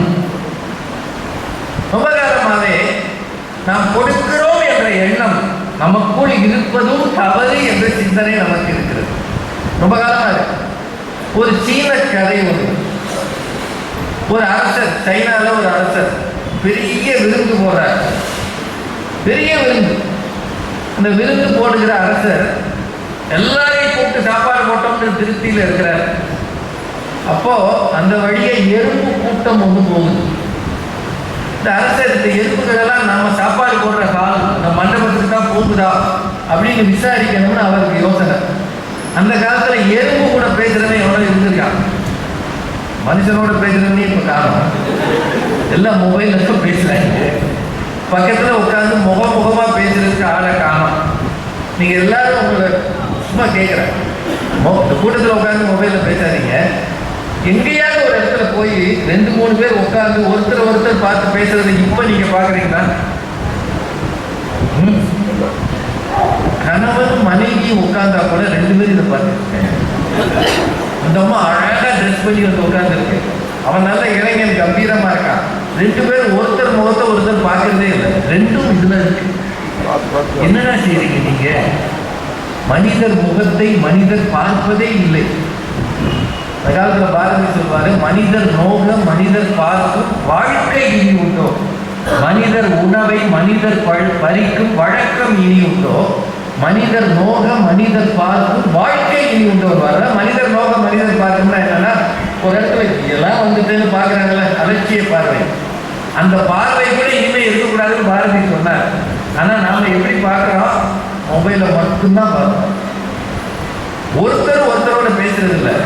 ஆனா எறும்பு கூட பேச தெரிஞ்ச ஒருத்தர் இருக்கான். ஒரு ஆள் பார்க்கறான். அவன் என்ன பண்றான்னா, அந்த எறும்புகிட்ட கேட்கிறான், மகாகணபதி அரசரது இல்லத்துக்கு தான் போகிறாயான்னு கேட்கிறான். ஒரு எறும்பு இல்லை. எங்கடா போறீங்கன்னா, என் பின்னாடியே வாங்க. இந்த வேலை இல்லாம எறும்பு கூட்டத்தின் பின்னாடி போறான். ஒரு குடிசை வீடு. அங்க ஒரு 4 பேர் இருக்காங்க. 4 பேர் ஏழைகள்.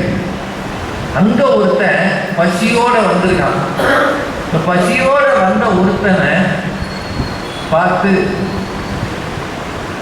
தங்களுக்கு இருக்கிற உணவெல்லாம் அவனுக்கு கொடுக்குறாங்க. சாப்பிடுறான். இவங்க பட்னியா இருக்காங்க.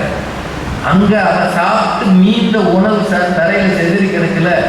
இதை சாப்பிடத்தான் நாங்க போறோம். எங்களை பொறுத்த அளவு அரசர் கொடுத்த உணவு பெரிதல்ல, இந்த ஏழை கொடுத்த மீந்த உணவு தான் எங்களுக்கு பெரிதுன்னு எறும்பு சொல்லிட்டான். இந்த கதை எல்லா ஊர்லயும் இருக்கு. தர்மன் பாரத போர் முடிந்த பிறகு ஒரு யாகம் நடத்தினான்னு ஒரு கதை இருக்கு. கேள்விப்பட்டிருக்கீங்களா? யாகம் நடக்கும்போது ஒரு கீரி பிள்ளை வந்ததான். இந்த கீரி பிள்ளைக்கு உடம்புல பாதி பொன்னிறமா இருந்திருக்கு. அது யாகசாலையை ஓரமா உருண்டுருக்கு. அங்க இருக்கிறவங்கலாம் கேட்டிருக்காங்க, என்னது நீ இங்க உருண்டுறேன்னு. இல்ல நான் ஒரு விருந்துக்கு போனேன், அந்த விருந்து நடந்த இடத்துல உருண்டேன், உடம்பெல்லாம் பொன்னிறம் ஆயிடுச்சு. அது மாதிரி எங்கேயாவது ஒரு தர்மம் நடக்குமான்னு தேடினேன், எங்கேயும் காணோம், இங்கேயும் காணோம். தர்மம் நடத்தின யாகத்துல தர்மம் இல்லையா? அவன் சண்டைக்கு வந்திருக்கான். எங்கடா நீ போனேன்னு கீரி கேட்டா, கீரியும் பேசும். அப்போ எறும்பு பேசினா கீரி பேசாத. கீரி சொல்லிட்டா இதே கதை தான். ஒரு வீட்டுல 4 பேர் இருந்தாங்க. கணவன், மனைவி, மகன், மருமகள். 4 பேரும் தங்களுக்கு இருந்த உணவை அதிதிக்கு கொடுத்தார். அதிதினா சாப்பிட வந்தவர். அவன் சாப்பிட்டு மீந்த துகளில் நான் உருண்டேன், என் உடம்பு பொன்னிறமாகியதுன்னு பாரத கதையிலையும் சொல்லுகிறார். சொல்ல வருது ஒண்ணுதான், ஒன்றுமே இல்லை என்றாலும் இருப்பதை கொடு. எதுவுமே இல்லை. ஒரு வீட்டுல ஒரு இளைஞன், ஒரு குழந்தை கேட்குது, பவதி பிச்சாந்தேகின்னு நிற்குது. ஆதிசங்கரர் சின்ன குழந்தை அங்க இருந்த எதையோ ஒன்றை தேடுகிறார். எதுவும் இல்லை. ஒரு நெல்லிக்கனியை கொடுக்கிறார். இங்கேயும் நெல்லிக்கனி, அங்கேயும் நெல்லிக்கனி. அதை வாங்கி உண்ட அந்த குழந்தை கனகதாரா ஸ்தோத்திரம் பாடியது. பொன் விளைந்தது, விழுந்தது அப்படின்னா பிறருக்கு நீங்கள் கொடுக்க ஆரம்பிக்கும் போது நீங்கள் நினைக்காத நன்மைகள் எல்லாம் இந்த மண்ணில் வரும். அது உணவாக. இங்கே மனிதர்கள் மட்டும்தான் எல்லாத்தையும் பறிக்கிறார்கள், சேமிக்கிறார்கள் அப்படின்னு சொல்றோம்ல. இந்த நேஷனல் ஜியோகிராபிக் மாதிரி சேனல்ஸ் எல்லாம் நீங்க பாத்தீங்கன்னா முதலைகளை காட்டுவாங்க. முதலைகள் என்ன பண்ணுமா, ஒரு விலங்கை உண்ட பிறகு அதுக்கு பல்லெல்லாம் பெருசு பெருசா கூறிய பற்களா இருக்கும். கரையில வாயை பிளந்துட்டு உட்கார்ந்துருக்குமா. நம்ம திட்டும் போது ஏன்னா வாயை பிளந்துட்டு உட்கார்ந்துருக்குன்னு திட்டம்ல, முதல்ல அப்படி வாயை பிளந்துட்டு உட்கார்ந்துருக்குமா. அந்த உட்கார்ந்து இருக்கிறதுக்கு என்ன காரணம் அப்படின்னு பார்த்தா ஒரே காரணம் தான், பல் இடுக்குகள்ல இறைச்சி துண்டு இருக்குமா, அதனால எடுக்க முடியாதான். அதை எடுப்பதற்காகவும் அதை பிற பறவைகளுக்கு உணவாக்குவதற்காகவும் வாயை திறந்திருக்குமா. பறவைகள் அதில் போய் உட்கார்ந்து அந்த பல் இடுக்கல கொத்தி அந்த இறைச்சியை எடுத்துரும். அந்நேரம் முதல்ல வாயை மூடிச்சுன்னா என்ன கதையாகும்? அது மூடாது. தனக்கு உதவுவதற்கும் தன் இறையை தேடுவதற்கும் ஒரு பறவை அமர்ந்திருக்கிறது என்று அறிவு குறைந்த முதலைக்கும் தெரியும். முதலை அப்படிதான் இருக்கும்னு விலங்கியல் நிபுணர்கள் சொல்றாங்க. அது அமைதியாக உட்காந்துருக்குமா, அந்த இறையை எடுத்துட்டு வெளியே போன பிறகு அது வாயம் போடுமா. அப்படின்னா சமூகத்தில் விலங்குகள் கூட பிறருக்கு இருப்பதை கொடுக்கிற உணர்வோடு இருக்கிறார்கள். நாம் தான் அதில் குறைவுபட்டு இருக்கிறோம். புதுமை பித்தன் ஒரு பெரிய ஒரு அறிஞர் இருந்தார், எழுத்தாளர். உங்களுக்கெல்லாம் கேள்விப்பட்டிருக்கீங்களா? தமிழ் சிறுகதையின் முன்னோடின்னு அர்த்தம். அவர் பொய்க்குதிரைன்னு ஒரு கதை எழுதினார். ரொம்ப சின்ன கதை தான். பசியோடு இருக்கிறவர்கள், வறுமையில் இருக்கிறவர்கள் நிலை என்னன்னு அந்த கதையில சொல்லுவாங்க. இன்னொரு 10 நிமிஷம் பேசலாம் தானே? நீங்க எல்லாம் ரொம்ப அமைதியா இருக்கீங்க, கொஞ்ச நேரம் பேசிக்கலாம். பசியோடு இருக்கிறவர்கள் நிலைமை என்ன? ஒரு சாதாரண ஒரு குமாஸ்தா வேலை பார்க்கிற ஒருத்தன் சம்பள தேதியில தயாரா இருக்கான், சம்பளம் வரும்னு சொல்லி. இன்னைக்கெல்லாம் எல்லாருக்கும் சம்பளம் எங்க போகுது? அக்கௌண்ட்ல ஏறின வேகத்திலேயே எல்லாரும் எடுத்துறாங்க இஎம்ஐல. நாங்களாம் முத சம்பளம் வாங்கும்போது நான் வாங்கின சம்பளம் 500 ரூபாய். அப்போ அதை ஒரு கவரில் போட்டு அந்த மேனேஜர் அப்படி கொடுப்பார், வரேன் வாங்கும்போது அவ்வளோ பவியமா. நான் உண்மையிலே அன்னைக்கு பணத்தை பற்றிய மதிப்பும் மரியாதையும் நமக்கு இருந்ததுங்க. இன்னைக்கு அக்கௌண்ட்டில் ஏறுறதுனால ஜிபே பண்ணியே நொந்துடுறோம். நம்ம பண்ணுறோமோ இல்லையோ, எவனோ ஒருத்தர் ஃபோன் பண்ணி எடுத்துடுறான். அது வேற இருக்குல்ல, டிஜிட்டல் அரெஸ்ட். அங்கேருந்து கூப்பிட்றாங்க, சிபிஐ காலிங். நீ அனுப்புற ஒரு பார்சல் போதைப் பொருளோடு குடிபட்டிருக்கிறது, உன் மீது அரசு வாரம் இருக்கிறது. எனக்கே வந்தது. 1.5 மணி நேரம் உள்ள உட்கார வச்சாங்க. நான் சொல்றது உண்மைங்க, பொய் இல்லை. மதுரை கமிஷனர் தான் கேட்டிருந்தேன். 1.5 மணி நேரம் ரூம்லேயே இருந்தேன். இது நடந்தது ஒரு 7-8 மாதத்துக்கு முன்னாடி. வெளியே போகக்கூடாது, கனவு திறக்காதுன்றான். கண்டினியூஸாக கால், உன் மேலே அரசு வாரண்ட் இருக்கு, பாம்பேல இருக்கு, உன் வீட்டுக்கு வருவோம், நீ யாரா இருந்தாலும் அவனை தூக்கிடுவோம்ன்றான். நான் ரிட்டையர் ஆகி வீட்டில் உட்காந்து என்னடா அவன் எப்படி பேசுறான் தெரியுமா? கட்டுமையா பேசுறான். நான் முந்து போனேன். நல்ல வேலை என்கிட்ட இன்னொரு ஃபோன் இருந்தது. அதில் எனக்கு தெரிஞ்ச போலீஸ் உயர் அதிகாரிகிட்ட பேசினேன். அவர் உங்களையும் பிடிச்சிட்டாங்களா? டிவியில் பேசும்போது விவரமா பேசுறீங்க, இதெல்லாம் ஹோப்ஸ் கால்னு உங்களுக்கு தெரியாதா? தெரியாது சார், போலீஸ்னாலே பயம் சார். சத்தம் இல்லாமல் அந்த போனை கட் பண்ணுங்க, ஏதாவது சந்தேகம்னா ஏன் தராங்கன்னாரு. 1.5 மணி நேரம் கழிச்சு வேர்த்து விறுவிறுத்து நான் வெளியில் வந்தேன். வீட்டுக்காரமா எத்தனை தடவையா கதவை திறந்தது, கதவை திறக்கலின்னு நான் பயந்து போனேன். நானும் பயந்துதாமா போனேன். டிஜிட்டல்ல வந்த பிறகு எதுவும் எப்படி போகுது, காசு மரியாதை இல்லை. ஆனா அன்றைக்கு அந்த பையனுக்கு சம்பள நாள், வீட்டில் பெருசா ஒன்றும் இல்லை சமைக்க. 1ல இருந்து 20 வரைக்கும் கொண்டாட்டம். 21ல இருந்து திண்டாட்டம்னு அந்த காலத்துல என்ன சிஸ்டம் பாடியிருப்பாரு. அது அந்த காலத்துல நடந்தது. ஏன்னா இதெல்லாம் 1950களில் வந்த கதை. இப்போ இந்த பொண்ணு எதிர்பார்த்து காத்திருக்கிறா, கணவன் ஏதாவது பணத்தோடு வருவான்னு. இல்லை, அவன் வந்து சொல்றான், இன்னைக்கு சம்பளம் போடலம்மா, நாளைக்கு தான் போடுவாங்க போல தெரியுது, முதலாளிகிட்ட கேட்க முடியலன்னு. இப்போ மதியமும் சரியா சாப்பிடல, பசி. ஏன்னா இல்லை, என்னையா செய்யறதுன்னு அவன் நினைக்கிறான். அப்போ அந்த வீட்டுக்கு இந்த பையனோட கணவனோட நண்பனும் அவன் மனைவியும் வந்து கூப்பிட்டுருக்கிறாங்க. கொலு வைக்கிற காலம், கொலு வைப்பாங்கல்ல, தசரா வைக்கிற. அவங்க வந்து இந்த பொண்ணு நல்லா பாடுவா, அதனால கொலுவுக்கு வா அப்படின்னு கூப்பிடுறாங்க. கொலுவுக்கு இவன் போறான். இவன் சொல்றான், கொலுவுக்கு போனா நம்ம ஏதாவது வாங்கிட்டு போனோம், குறைந்தபட்சம் ஒரு பூவாவது வாங்கிட்டு போனோம், இல்ல அந்த வீட்டில் ஒரு குழந்தை இருக்கு, அந்த குழந்தைக்கு ஒரு சாக்லேட்டாவது வாங்கிட்டு போனோம், நம்ம கையில காசு இல்லையேன்றான். சரி, உன் ஃப்ரெண்டு தானே, ஒன்றும் பண்ண மாட்டாரு, வா போவோம்னு 2 பேரும் இருக்கிற ஒரு சட்டை வேண்டி ஒரு பரிதாபமா கட்டிக்கிட்டு போறாங்க. போனா நிறைய பேர் வந்துருக்கிறாங்க. அவன் சந்தோஷமா வரவே இருக்கிறான். அவன் வசதியானதான், ஆனாலும் நண்பன் தானே, வா வா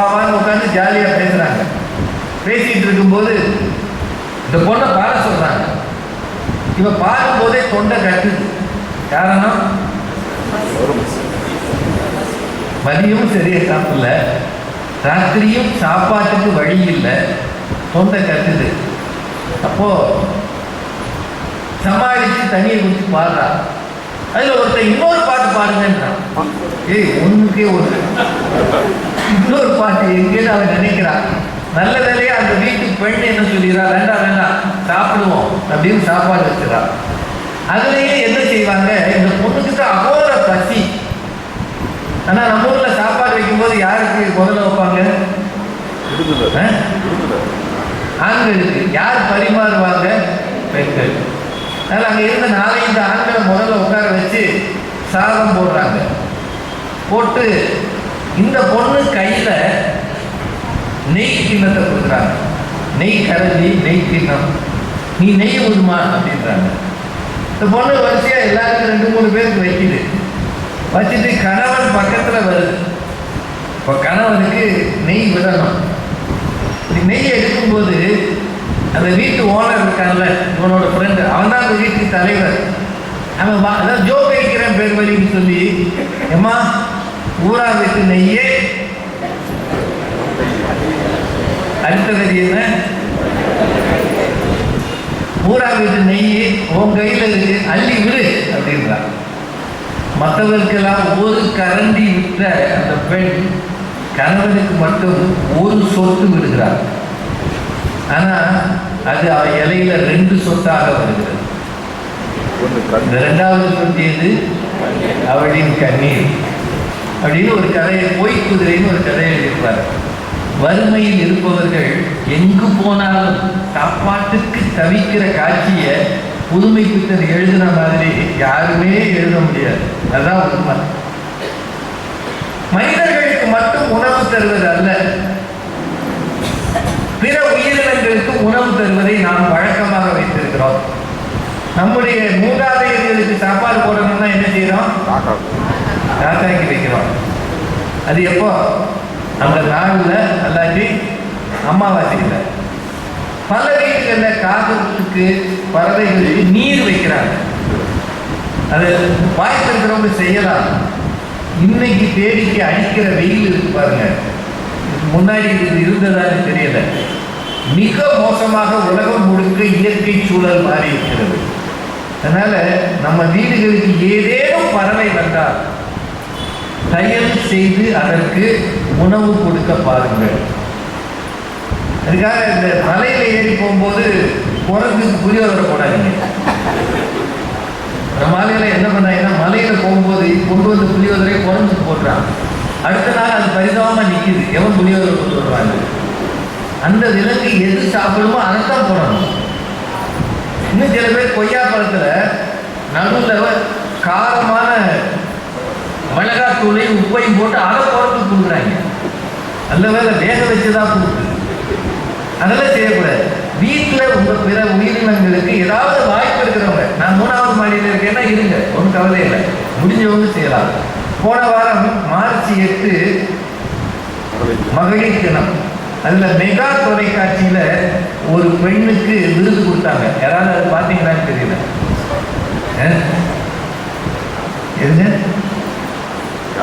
மெகா தொலைக்காட்சியில் ஒரு பெண்ணுக்கு விருது கொடுத்தாங்க. அந்த பொண்ணு பேரு வித்யா ஷா, கணவர் பேரு சுதர்சன் ஷா. சென்னையில் சிந்தாதிரிப்பேட்டையில் இருக்கிறாங்க. அது ஏன் சொல்லுவாங்க, மெய்யழகன்னு ஒரு படம் பார்த்தீங்களா? இல்லையா? சமீபத்தில் வந்த படங்கள்ல மிகச்சிறந்த படம்னு நான் நினைக்கிற படம் மெய்யழகன் தான். உறவுகளின் பெருமையை ரொம்ப நல்லா இருக்கு. யூடியூப்ல இதுல இருக்கு, நெட்ஃபிளிக்ஸ்ல இருக்குன்னு நினைக்கிறேன், பார்க்கலாம். ரொம்ப நல்ல படம். உறவுகளை விட்டு எப்படி விலகிட்டோம்னு. அந்த படத்துல ஒரு வீட்டுல நிறைய கிளிகள் பறக்கிறதா இருக்கும். அந்த வீடு தான் இந்த வீடு. அவங்க வாழுகிற இடத்தை தான் இவங்க போய் படமாக்கியிருக்காங்க. அந்த வீட்டில் இருக்கிறவங்க 15 வருடங்களாக கிளிகளுக்கும் பறவைகளுக்கும் உணவு தர்றாங்களாம். டெய்லி காலையில் 6 to 6:30 வரை, மாலை 5:30 to 6 வரை அந்த வீட்டுக்கு ஆயிரக்கணக்கில் கிளிகளும் புறாக்களும் வருகின்றன.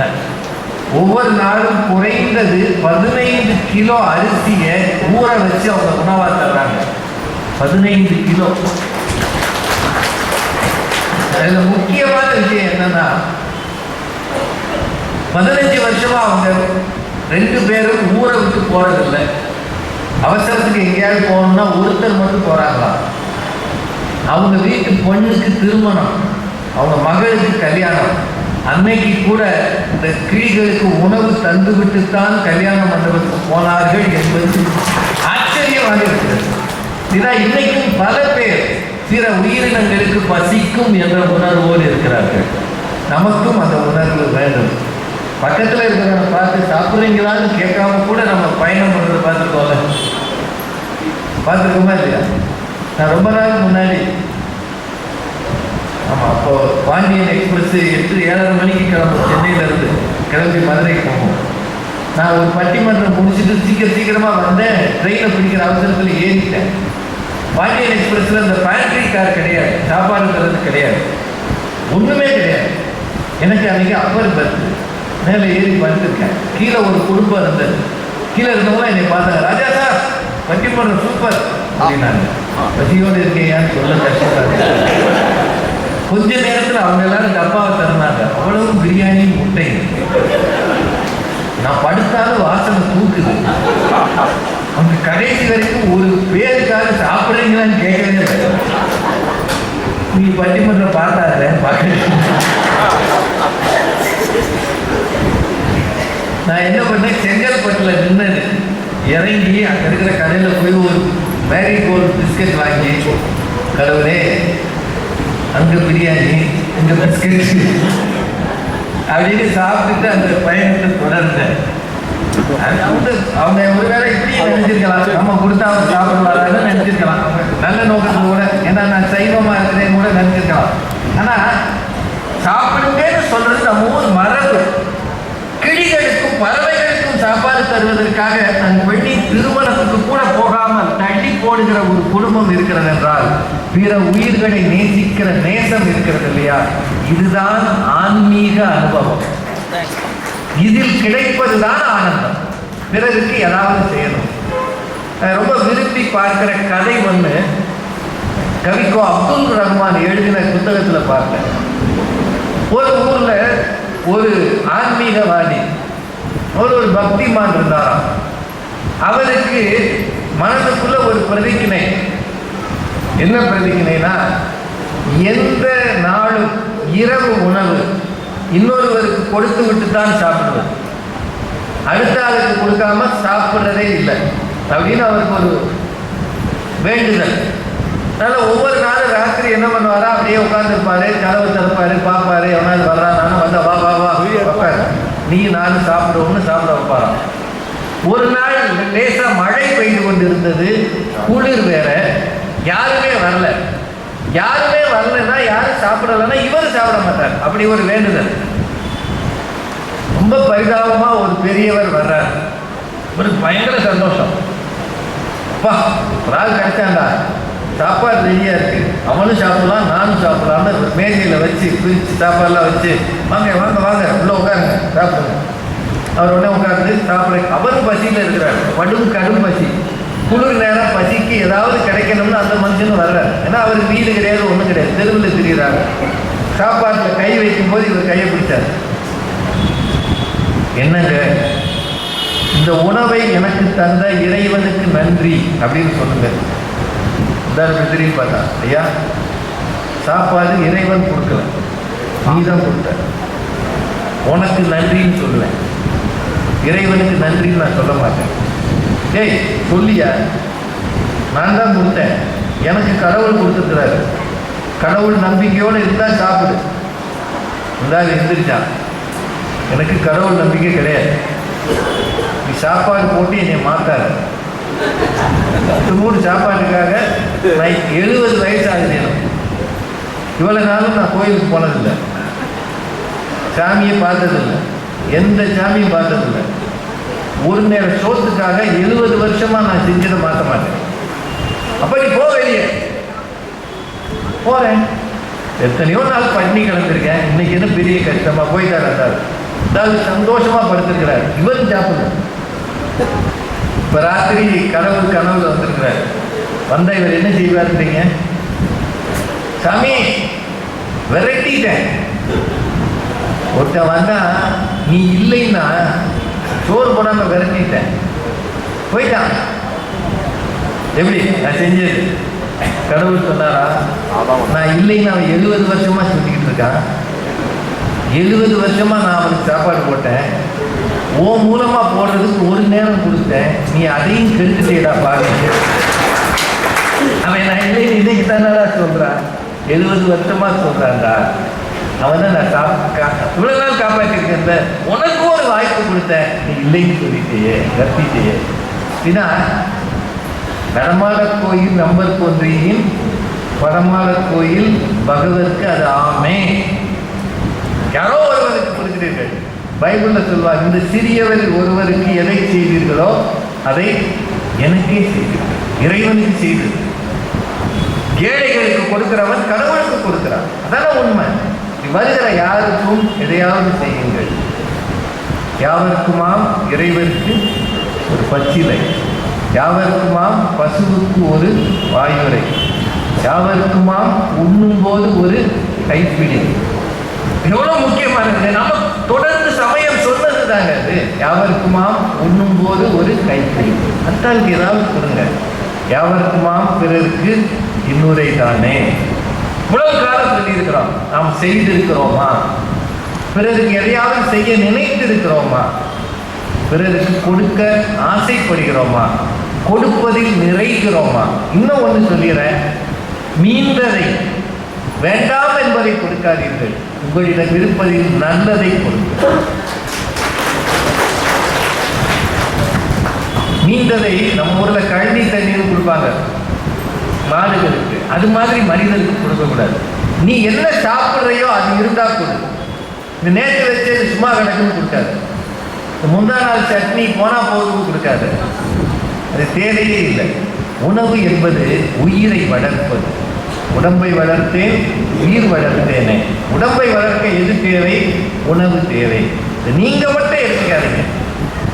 மற்றவர்களுக்கும் கொடுக்க வாய்ப்பு இருந்தால் கொடுத்து பாருங்கள், கொடுங்கள். அப்போது உங்களுக்கு கொடுக்கப்படும். நீங்க யாருக்கு எதை கொடுக்குறீங்களோ அது உங்களுக்கும் தரப்படும். சாப்பாடு இவ்வளவு முக்கியம் இருந்தால்தான் எனக்கு இந்த திருக்குறள் நினைவுக்கு வந்தது. இன்னும் ஒரு 5 நிமிஷம் எடுத்துக்கலாமா? ஒரே ஒரு விஷயம், இது நான் பல இடங்களில் சொன்னது, ஆனாலும் இந்த சாப்பாடுன்னு வர்றதுனால இதை சொல்லலாம்னு நினைக்கிறேன். நான் வழக்கமாக இந்த திரைப்படங்களை பற்றி மேடைகளை சொல்றது இல்லை, ஆனால் என்னால் மறக்க முடியாத ஒரு அனுபவத்தை மட்டும் சொல்லிடலாம்னு நினைக்கிறேன். சினிமாவில் நான் 1-2 நடிச்சிருக்கேன், அது ஒன்றும் பெருமை இல்லை. சினிமா விளம்பரம் நமக்கு அவசியமும் இல்லை. ஏதோ பேசுகிறோம், 4 பேர் கேட்குறாங்க, இதில் வர்றது தான் சிறப்பானது. வடிவுக்கரசின்னு ஒரு நடிகை இருக்காங்க, அவங்க சித்ரா லக்ஷ்மணன் ஒரு யூடியூப்பில் நடிகர் பேசி இருப்பார்.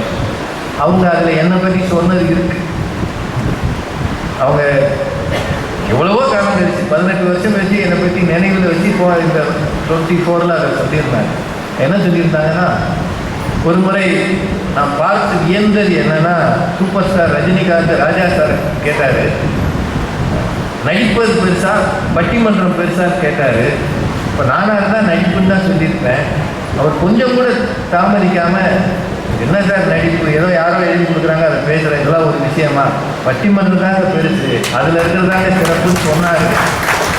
18 வருஷம் முன்னாடி ஒரு பெரிய நடிகர்கிட்ட இவர் எப்படி தைரியமாக பேசினாருன்னு இப்போ நினைச்சாலும் எனக்கு ஆச்சரியமாக இருக்குன்னு. அவங்க இப்போ பேசுறது யூடியூப்ல இருக்கு.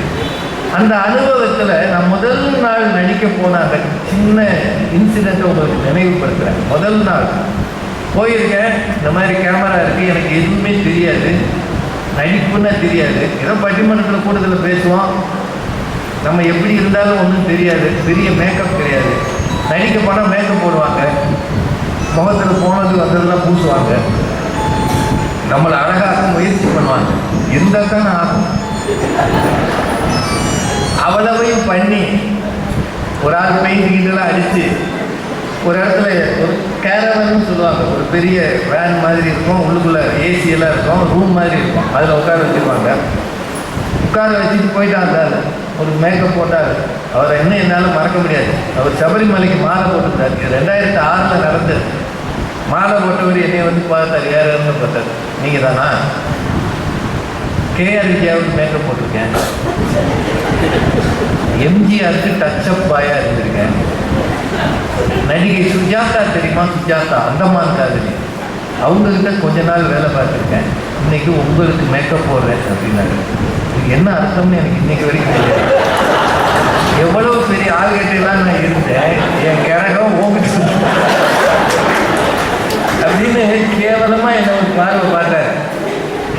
பார்த்துட்டு இது என்னவோ பண்ணாரு, இப்படி பெயிண்ட் இதெல்லாம் எடுத்துட்டு நான் அதோடு சும்மா இருந்துருக்கலாம். ஏங்க எனக்கு வயசான வேஷம் தானே, அதுக்கு எது வெள்ள முடியலாம் வைப்பீங்களான்னு கேட்டேன். அந்த சொன்னார், அவசியம் இல்லை, இப்போ இருக்கிறதே வயசான மாதிரி தான் இருக்கு, உனக்கு இன்னொரு மேக்கப் தேவையில்லை, சரின்னு விட்டுட்டேன். அப்புறம் உட்காந்துருந்தேன். எனக்கு கேவலமாக இருந்தது. இதாத்த விடியங்காட்டி வந்து வாங்கிட்டேன் இப்படி சொல்கிறாங்க. எனக்கு உட்காந்துருந்தேன். கொஞ்ச நேரம் இருங்க, உங்களுக்கு ப்ரெஷ்ஷெல்லாம் வரும்னு போயிட்டார். ஒரு 8 மணிக்கு ஒரு சின்ன பையன் வந்தான். ஒரு டீனேஜ் பையன் மாதிரி ஒருத்தன். அவருக்கு பேர் காஸ்டியூமர்னு பேர். காஸ்டியூமர்னா என்ன? மேக்கப்பில் ட்ரெஸ் போட்டு வர்றது. அவன் ஒரு இந்த மாதிரி ஒரு வேட்டியும் ஒரு பனியனும் கூட தான், கை வச்ச பனியன் கூட மாட்டினான். சார் இதை போட்டுக்கங்க. என்ன சட்டை எங்கடா? உங்களுக்கு சட்டை கிடையாதுன்னு போயிட்டாங்க. என்னங்கடா செய்வீங்க? அந்த ஆள் அவன் பங்குக்கு எதிர்ப்பு, நீ ஓம் பங்குக்கு சட்டை இல்லைன்னு. சார் சட்டை கிடையாது சார், டைரக்டர் சொல்லிட்டாரு உங்களுக்கு படத்தில் சட்டை கிடையாது. அதாவது அப்போவே நான் கொஞ்சம் பட்டிமன்றத்தில் அறிமுகமான ஆள். ஏன்னா சன் டிவியில் நான் 93 பேசுகிறேன். 13 வருஷம் பேசி எல்லாருக்கும் தெரியும். ஓரளவு அப்போ சன் டிவி பார்க்குறவங்க எண்ணிக்கை மிக அதிகம். அப்போ வேறு எதுவும் இல்லை, சேனல்ஸ் குறைவு. பரிதாபமாக நான் அங்கேருந்து இறங்கி இப்போ இங்கே இருக்கிறோம்னா, இப்போ அந்த அதியமான் பேலஸ் இருக்குல்ல, இவ்வளோ தூரம் நடக்கணும். இவ்வளோ தூரம் நடந்த போனால் தான் அந்த ஷூட்டிங். அது ஒரு சின்ன காலனியில் இருக்குது.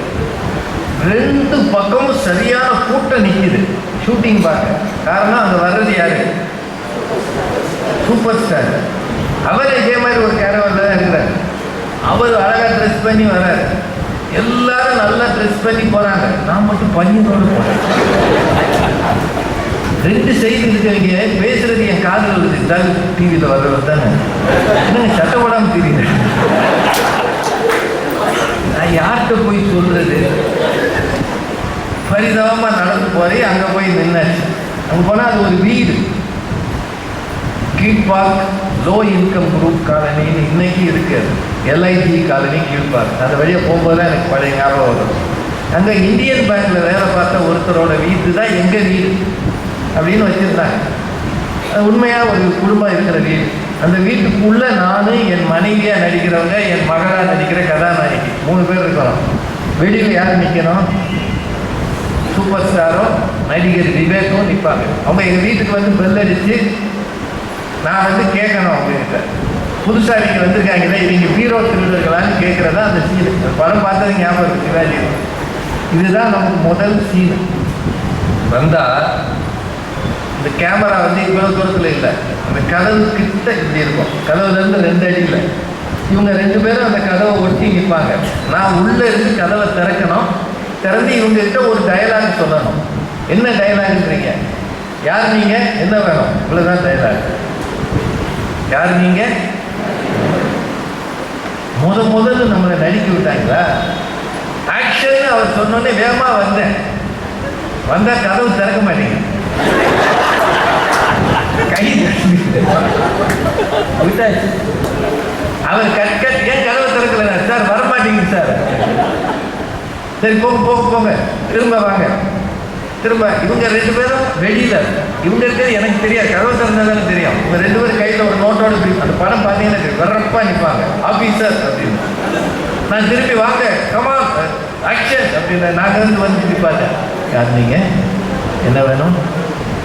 அவர் உடனே கட் சார், என்ன சார் நீங்கள் ஏதோ தெரிஞ்ச ஆளுங்க பேசுகிற மாதிரி பேசுறீங்க. அவங்க 2 பேரும் உங்கள் வீட்டுக்கு திருட வந்தவங்கன்னு நீங்கள் நினைக்கணும் சார். நீங்கள் வந்து யோசிக்கணும். யோசித்து நம்ம டிவியில் சொன்னாங்களே அவங்க தான் இவங்க தான் யோசித்து பேசணும். நான் வேகமாக வந்தேன் இப்படின்னு நான் யோசித்தேன். சார் எவ்வளோ நேரம் யோசிப்பீங்க? இது யோசிக்கிறதுக்குள்ள அவங்க உள்ள போய் திருஞ்சிட்டு போயிடுவாங்க. வந்தீங்களா அப்படி ஒரு பார்வை பார்த்துட்டு தைரியமாக பேசணும் சார். இது போகுது வருது, சீன் ஓகே ஆகல. அதில் கொடுமை என்னன்னா கூட்டம் சுற்றி இருக்காங்கல்ல, ஏன்னா எல்லாரும் மக்கள் இங்கே தானே நடக்குது. அவங்க அங்கேருந்து கத்துறாங்க, இதான் டிவியில் பேசுவாங்கல்ல, சன் டிவியில் ஏதோ சரி பண்ணுறாங்களா, யார் நீங்கள் என்ன வேணுமே உனக்கு பேச தெரியல, ஏன்னா ஆளாவது திட்டுறாங்க. என் காது பண்ண எனக்கு ரொம்ப கேவலமாகவும் சங்கடமாகவும் இருந்தது. அதெல்லாம் ஒரு பெரிய விஷயம் இல்லை. இந்த கதவை நான் திறக்கலை இல்லையா சரியா, அதனால நான் கிட்ட வரும்போது கதவை திறக்கிறதுக்கு 2 பேர் படுக்க வச்சிருந்தாங்க கீழே. சினிமாவில் நடக்கிறது எல்லாமே கூத்தா இருக்கும். அந்த மாதிரி 2 பேர் கீழே படுத்திருக்காங்க. கிட்ட வரும்போது அவனே கதவை திறப்பான். அவங்க 2 பேரும் கீழே இருந்து என்ன பார்க்குறாங்க, எப்பயா முடிப்பாங்க, நாங்கள் கீழே படுத்துக்கிறோம், எங்களை யாராவது காப்பாற்றுக்கிறாங்க. ரொம்ப நொந்து போச்சு. 11 மணிக்கு தொடங்கினது 1 மணி வரைக்கும் அந்த ஷாட் ஓகே ஆகல. அப்போ சாப்பிட போகிறாங்க. பிரேக்குனா சாப்பாட்டுக்கு போகணும்னு அர்த்தம். சாப்பிட போயாச்சு. நல்ல சாப்பாடு, ஏவிஎம்ல பிரியாணி அது இதுன்னு சாப்பாடு நமக்கு போடுறதுக்கு ஒரு ஆள் ஹெல்ப்புக்கு. ஆமாம், அப்படிலாம் செய்வாங்க. எனக்கு இதெல்லாம் புது அனுபவம். தட்டில் சாப்பாடு போட்டு அவன் சாப்பிடுங்க. நான் சொன்னேன், எனக்கு திடீர்னு தோணுச்சு, இந்த பகல்ல என்ன பண்ணி கிழிச்சோம்னு நமக்கு சாப்பாடு சொல்றேன். Do I deserve this meal? இந்த உணவு எனக்கு சாப்பிட தகுதி இருக்கிறதா? இது நிஜமாவே என் மனசுல நினைச்சேன். நான் இதை யோசிச்சு பார்க்கறது உண்டு. ஒவ்வொரு வேளையும் உணவை உண்ணும் முன்னால் இறைவனுக்கு நன்றி சொல்லணும். இந்த உணவை விளைவித்த விவசாயிக்கு நன்றி சொல்லணும். இதை கொண்டு வந்து நமக்கு சேர்க்கிற வணிகர்களுக்கு நன்றி சொல்லணும். இதை சமைத்து தருகிற சமையலர்களுக்கோ மனைவிக்கோ அம்மாவுக்கோ நன்றி சொல்லணும். சாப்பாட்டை கையில் வைக்க முன்னாடி இந்த உணவை இன்னைக்கு சாப்பிட்றதுக்கு நான் ஏதாவது நன்மை செய்திருக்கிறேனா என்று யோசித்து பார்த்து அந்த உணவை கொண்டணும். Do I deserve to eat this? இந்த இடத்துல உட்கார்றதுக்கு எனக்கு தகுதி இருக்கா? இதை சாப்பிடுவதற்கு எனக்கு தகுதி இருக்கா? நான் என்ன நல்லது செஞ்சிருக்கேன்? ஒன்றுமே செய்யலை. அரை நாள் ஷூட்டிங்கை கெடுத்திருக்கேன் அப்படின்னு மனசுக்குள்ள நிஜமாக எனக்கு பயங்கர வருத்தம். பக்கத்து கேபின்ல டைரக்டர் இருந்தார். அவர்கிட்ட போனேன், சார் நீ விட்டுருங்க, நான் பாண்டியன் எக்ஸ்பிரஸ்ல மதுரைக்கு போயிடுறேன், எனக்கு இதெல்லாம் வராது, சங்கடமா இருக்கு சார், ரொம்ப கஷ்டமா இருக்கு, வெக்கமா இருக்கு சார். இது நிஜமாவே நான் அவர்கிட்ட பேசினது. அவர் இன்னைக்கும் அவர் இருக்கிறார், அவர்கிட்ட கேட்டு தெரிஞ்சுக்கலாம். பக்கத்தில் ரஜினி சார் சாப்பிட்டு இருந்தார். அவர் என்னை பார்த்தாரு, ராஜா எத்தனாவது படம் நடிக்கிறீங்க? என்ன சார் கேவலமா கேட்குறீங்க? எத்தனாவது நாள்? இன்னைக்கு தான். முதல் நாள், முதல் படத்திலேயே டேக் வாங்காம நடிக்கிற அளவு சூப்பர் நடிக்கிறா நீங்க அப்படின்னாரு. இல்லை சார், இப்போ போய் சாப்பிடுங்க போங்க. தடுமாறி தையா வரணும். கற்றுக்கோ, கவலைப்படாத, பயப்படாத. நீ என்ன செய்தியோ அதை சந்தோஷமா செய்தீங்கன்னா அடுத்த டேக்கு ஓகே ஆகும்னு அவ்வளோ பெரிய மனுஷன் சொன்னார். காரணம் யோசிங்க, பல பெரியவர்கள் நம்முடைய குறைகளை கண்டுகொள்ளாமல் இருந்ததால், மன்னித்ததால், மறந்ததால் தான் நாம் இந்த நிலையில் இருக்கிறோம். யாரோ ஒருவர் நம்மை மன்னித்திருக்கிறார், யாரோ ஒருவர் நம் குறைகளிலே கை தூக்கி விட்டிருக்கிறார், யாரோ ஒருவர் நமக்கு ஏணியாக இருந்திருக்கிறார், யாரோ ஒருவர் நமக்காக அக்கறை காட்டியிருக்கிறார். இப்படியெல்லாம் யாரோ ஒருவர் இந்த மண்ணில் இருப்பதால் தான் நாம் இந்த அளவு வாழ்கிறோம், வளர்கிறோம். அப்படி என்றால் யாரோ ஒருவருக்கு உதவ வேண்டும் என்பது நம்முடைய கடமை தானே? கடமையா இல்லையா? அற்றார் அழி பசி தீர்த்தல் அஃது ஒருவன் பெற்றான் பொருள் வைமொழி. அருமையான திருக்குறள் உண்டு. அற்றார் ஒன்றுமில்லாதவர், அழி பசி, அவனை உயிரை எடுக்கின்ற பசி. வந்து வந்து அழித்து மீண்டும் பிறக்கிற பசி. பசி மட்டும்தான் அழிந்த வேகத்தில் பிறக்கும். 2 மணிக்கு சாப்பிட்ருப்போம், 4 மணிக்கு பசிக்கும். 2 மணிக்கு சாப்பிடும்போது இந்த பசி அழிந்ததாக நமக்கு தோன்றும். ஆனால் 4 மணிக்கு திரும்ப எந்திரிக்கும். இந்த காலத்தில் அசுரர்கள் எல்லாம் ஒவ்வொரு ரத்த துடியிலும் இருந்து வருவார்கள்னுவாங்கல்ல, அது மாதிரி எந்திரிக்கும். அழி பசி தீர்த்தல் அஃது ஒருவன் பெற்றான் பொருள் வைப்புடி. ஏன்னா நிறைய பணம் இருக்கு, இது எந்த லாக்கர்ல வைக்கிறது, எந்த பேங்க்ல போடுறது, எங்க இடம் வாங்குறது, எங்க மனம் வாங்குறது, எங்க மாளிகை கட்டுறது, இதெல்லாம் நம்முடைய பொருளை சேர்க்கும் இடமாக இருக்கலாம். அது எல்லாத்தையும் விட வறுமையில் இருப்பவர்கள், ஏழைகள், பசியோடு இருப்பவர்கள், பசியை நீக்குவதுதான் உன்னுடைய பொருளை போட்டு வைக்கிற அருமையான ஒரு சேமிப்பு கிடங்கு. அதுதான் சரியான மூலதனம்.